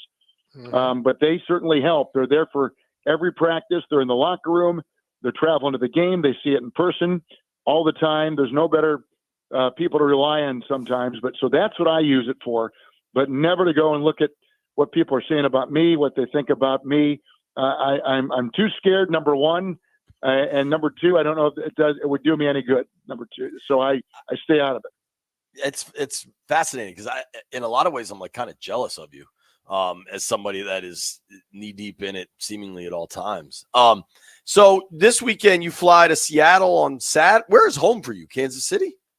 Well, right now we're up. We have a cottage up on Lake Michigan. So I'm north of Green Bay by about an hour and a half drive. Oh wow! And we're in an area up in Wisconsin that juts out into Lake Michigan, and then I'll go into Seattle, and then do that game. Then after the game, get back out to the airport and fly to O'Hare, spend the night in Chicago, and then we go into Cincinnati on Monday morning. Red Eyes. I've done my tour of Red Eyes. Unless I can avoid them, I just do not want to. You're never your best on a red eye, so I try to stay away from those. I could have, but I'm not doing it. I'm sleeping no matter. It's still at the gate. I'm sleeping, Kevin, and it drives I don't me wake nuts. up until land, and I'm normally well rested. Well, good for you. You can, I can't sleep, man. My mind, I can't shut my mind off. So I gotta. I admire you because I wish I could do that. I can't, unfortunately. Like I wish you. I could be. Oh yeah, I can't do it either. Kevin, we're big fans of your work. Yeah, always definitely. enjoy. Oh, well, how much crazier does your schedule get in like a month or 6 weeks once the NBA is part of it? Yeah, that's number one. It's the last season of the NBA on TNT where I've been for. This will be my 29th year at TNT, and it's just an awesome product. Yeah. Well, and it's thank you, and I share that with all the men and women I work with there, and have been there for many, many, many years. And it's going to be a very sad season for all of us. But pretty soon we start our Tuesday games, so that'll mean Sunday, Monday, Tuesday. That's a pretty tough stretch for anybody, even a man who might be 30 years younger than me, to prepare for. But I've done it now for the last 4 or 5 years. And it looks like this will be the final year that I have to do 3 in a row, and it'll be bittersweet to do that. But we have another year of the NBA on TNT, and looking forward to finishing strong. Certainly finishing strong. Absolutely. All right, Kevin. Kevin, thank you for the Appreciate time, you, man. man. We'll see you on Monday. You got it, guys. Always a pleasure. Take care. Thank you very much. Thank you. That is Kevin Harland. That was Big John's boy. Oh, really? Yeah. I bet. Voice of Monday Night Football for Westwood One. Obviously, you've seen him call NBA games for TNT. A long, impressive career for Kevin Harland. And we will see him Monday. That'll be very cool. Here's what I'd like to do. I want to go around the league. We got to make some picks. I also want to maybe circle back to some of this Cliff Kingsbury commentary. Nobody go anywhere. It's B. Mitch and Finley.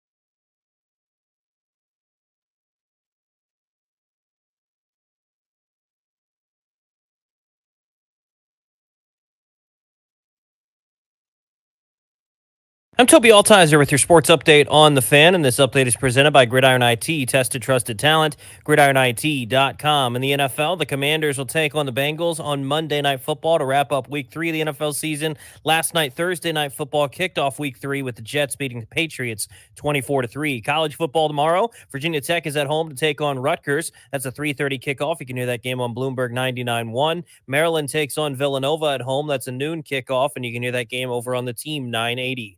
In baseball, the Nationals fell in Game 1 of the 4 games set at Wrigley Field against the Cubs yesterday, 7-6. Game 2 of the series coming up in just a little bit. 2:20 first pitch right here on The Fan. 150 Nats on deck. Trevor Williams starts for the Nationals, making his first start since May 30th. Jamison Taillon goes for the Cubs.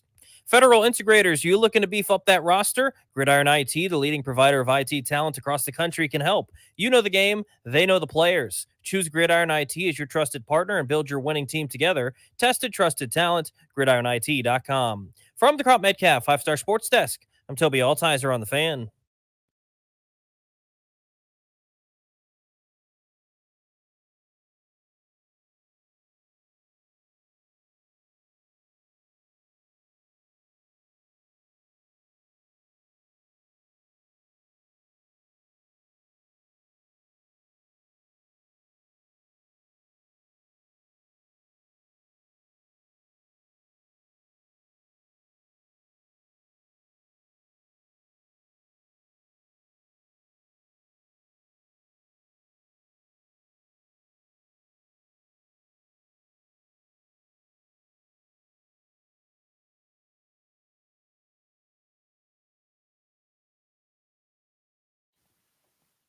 Well, B. Mitchell Finley, 1067 The Fan. All of our football coverage on The Fan is presented by T-Mobile. Switch to T-Mobile and you can get tons of benefits and still save on every plan versus AT&T and Verizon. Check out the savings calculator. Find out how much you'll save. T-Mobile.com/switch. All right, B. This criticism about Cliff Kingsbury's offense. What we know is there's not a lot of motion. A lot of the stuff people were worried about has kind of come true in that McLaurin doesn't move around very much and there's not a lot of motion. But I think Cliff is completely misrepresented. The dude just wants to run the ball. Like they want to be super physical. Yeah. And I feel like that gets forgotten in the discussion. And I think that is something still, although the league doesn't respect running backs and all, every team feels you got to have a running game that takes pressure off your quarterback. And I think Cliff has done that, and then he'll start tossing it around. But he's trying to establish the run first. And I think that the fact that Terry is a blocker, the running game gets established, that's going to help him out a lot. The play action pass and things of that nature where he gets to go at a guy like he's about to block him and then slip right past him. All those things will help. But if you look at the production he's had without moving around, I think that it's only a matter of time before he has a breakout game. McLaurin breakout game, you'd like to think that's coming, but I don't know that the offense is going to start to look different. Like there are some shots down the field that Jaden hasn't taken or hasn't hit on. I think those will come, but I think the most important, obviously Daniels is of paramount importance, right? Mm-hmm. He's at the top. He's at the top of the list. But beyond that, I think it's interesting because beyond that, I think Robinson and Eckler are the most important pieces to this offense. Yeah. Both of those guys are capable of running, and they are very effective out the backfield. Austin is amazing out the backfield. And I think that when you have multiple guys that move the ball around multiple ways, a la San Francisco, and I'm not comparing them to San Francisco at this point, you just keep people on their heels a lot. So the more this thing begins to do it, then all of a sudden Terry is not a guy that you're trying to take out of the game too much anymore because you got to care about everybody else. So now he gets the one-on-one matchups where we know he has cooked a lot of good cornerbacks by him when it's one-on-one. Right. So I think You know what'll be interesting? Let's look at some of the props for this weekend specific to Jaden. You know what? We haven't talked to the boys in the aquarium all day. It's been just a super busy day. Jeffrey, how you feeling about this McLaurin situation? To me, honestly, Jay, as much as I want to keep McLaurin, I wouldn't be hurt if he was traded away or anything, because that's the talk. Get something. Who's for talking him. about that? Oh, that's something that was on. That's a lot of talk, Jay. On the internet, big time. Yeah, you gotta touch some grass sometimes, brother. But the thing is, I want him to flourish. Like it's week 2. I still believe he can have the breakout year. But if that does happen, where they do get him away from the team and trade him away, I wouldn't be mad, because at the end of the day, I want to see Terry succeed. And if he goes somewhere and get a ring, I would be happy for him. But do I think he deserved to be in the middle of another rebuild? I just don't think, Terry's kind of getting on the older side. He came in the league at what, 26? No, he wasn't 26, but like he was 25. Like 23, 24, something like that. Yeah, But something like that. He hadn't been. You got to realize it's not about the age; it's about how many years you're taking that punishment.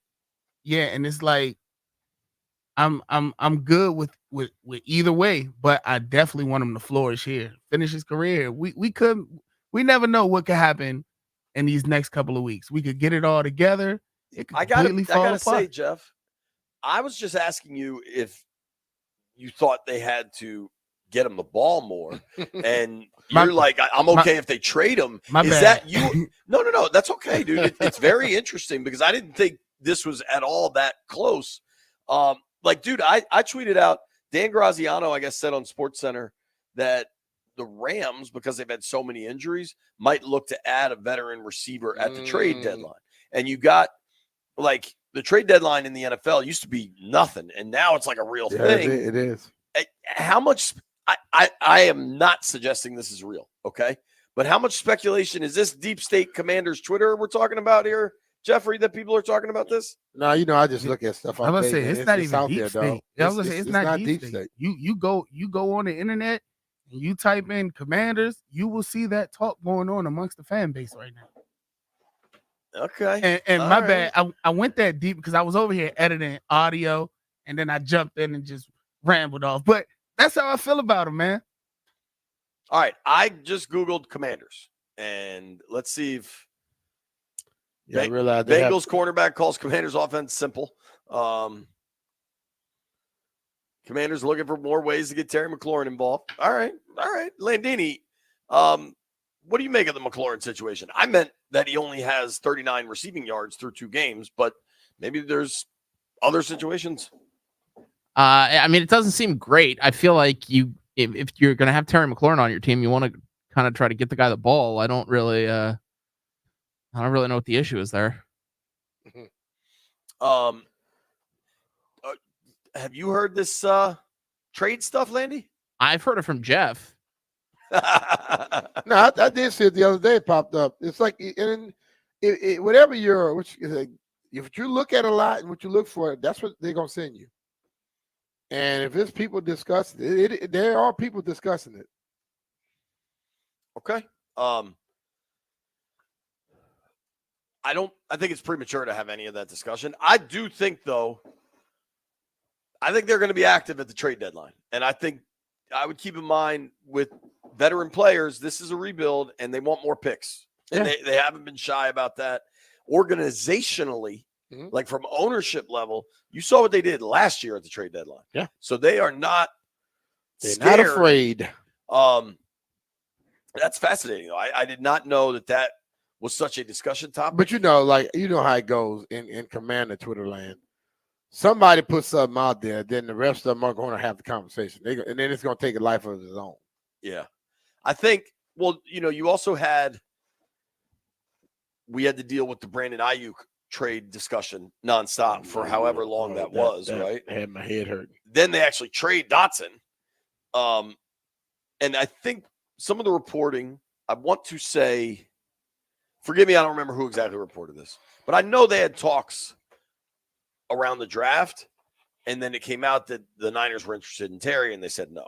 So there have been conversations. I I think they'll be active at the deadline. I don't know who or what will be included.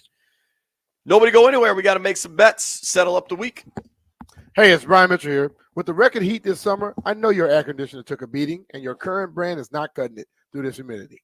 Now is the time to switch to Rude. Take advantage of Rude's $2,000 in tax credits, and Maryland residents, you can even score exclusive rebates from Rude. I personally switched my house over to Rude, and the difference is night and day. So trust me and visit Rude.com to find your savings. That's RUUD.com to see why they're the MVP of cooling. And remember, if it ain't Rude, it ain't right.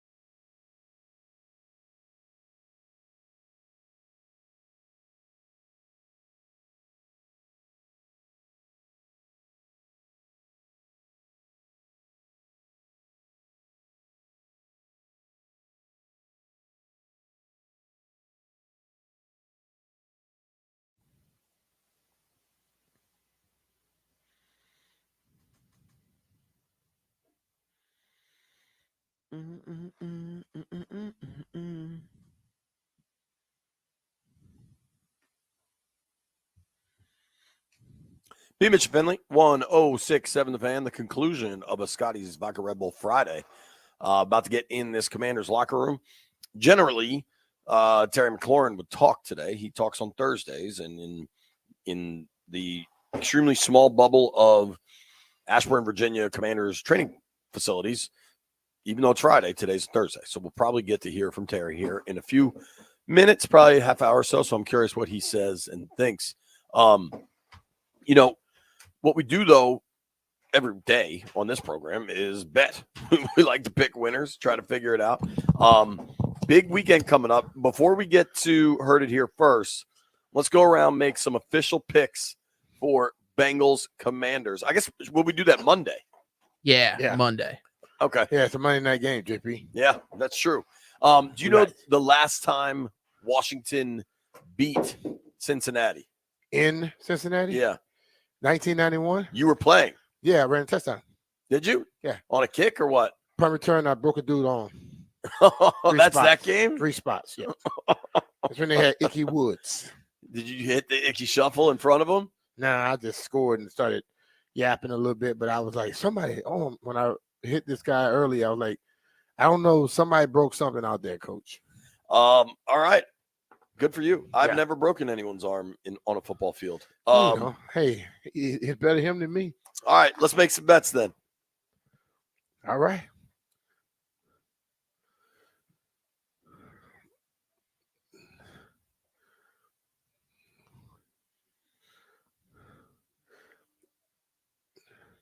We actually find out the results. We don't bet here.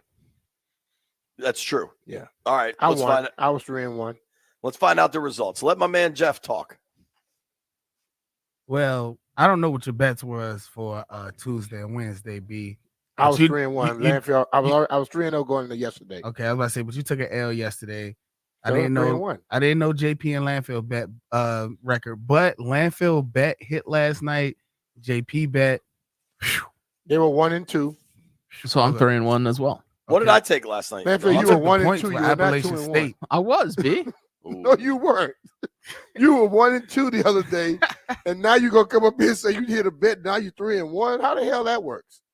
Yeah, B, you know what you're talking about. So B is the winner. I know what I'm week. talking about. I went 0 again. Well, yeah, that's all that matters. You feeling better, dude? Yeah, I'm feeling better. Okay. Yeah, Appalachian State lost last night, I think 50-10 or something. Who beat them? I have my South bets for Alabama. the week written down right here, B. I took a Saquon touchdown. That was my loss. Then I took the Liverpool money line. That was a win. Then I took the Dodgers money line. That was a win. And then last night, whatever the hell I took won. I took the Cubs money line. What's going on? I think he's actually telling the truth. Okay, well, I won. Don't worry about it. Me and Landfill were tied for B's just whatever you want declaring to do. himself. I don't care. And Beavis is technically 3-2. No, I'm not. I'm 3-1. I think he's right. He lost one. I gotta be 3-2, and I only missed one damn day. He got an missed administrative yesterday. L. No, Yeah, you took an L yesterday. that's all 3-1. What are you talking about? Patrick Corbin, what might have been his final Nats start yesterday, went 4 1/3, got 13 outs. I feel like I've never seen outs recorded as a stat like that. 13 outs. 4 strikeouts, 1 walk, 5 earned runs. Corbin, it's been a hell of a run, buddy. Thank you. Thank you for the World Series. Bye. That's what matters. You like anything tonight? Stanford, Syracuse. Nope. What about Illinois, Nebraska? Nope. San Jose State, Washington State. I always like San Jose State. They play Spartans? exciting brand of football. You could probably find me betting on the Illini if you're curious what I'm doing tonight. Not curious. Thank you to everybody that listened to the program today. Thank you to everybody that called in. Thank you to Kevin Harland. Thank you to Governor Wes Moore. And thank you to Charlie Goldsmith. B. Mitch and I will be in Cincinnati on Monday. Can't wait to do the show there before the game. Grant and Danny not coming your way next. We got Nats baseball. Let's go.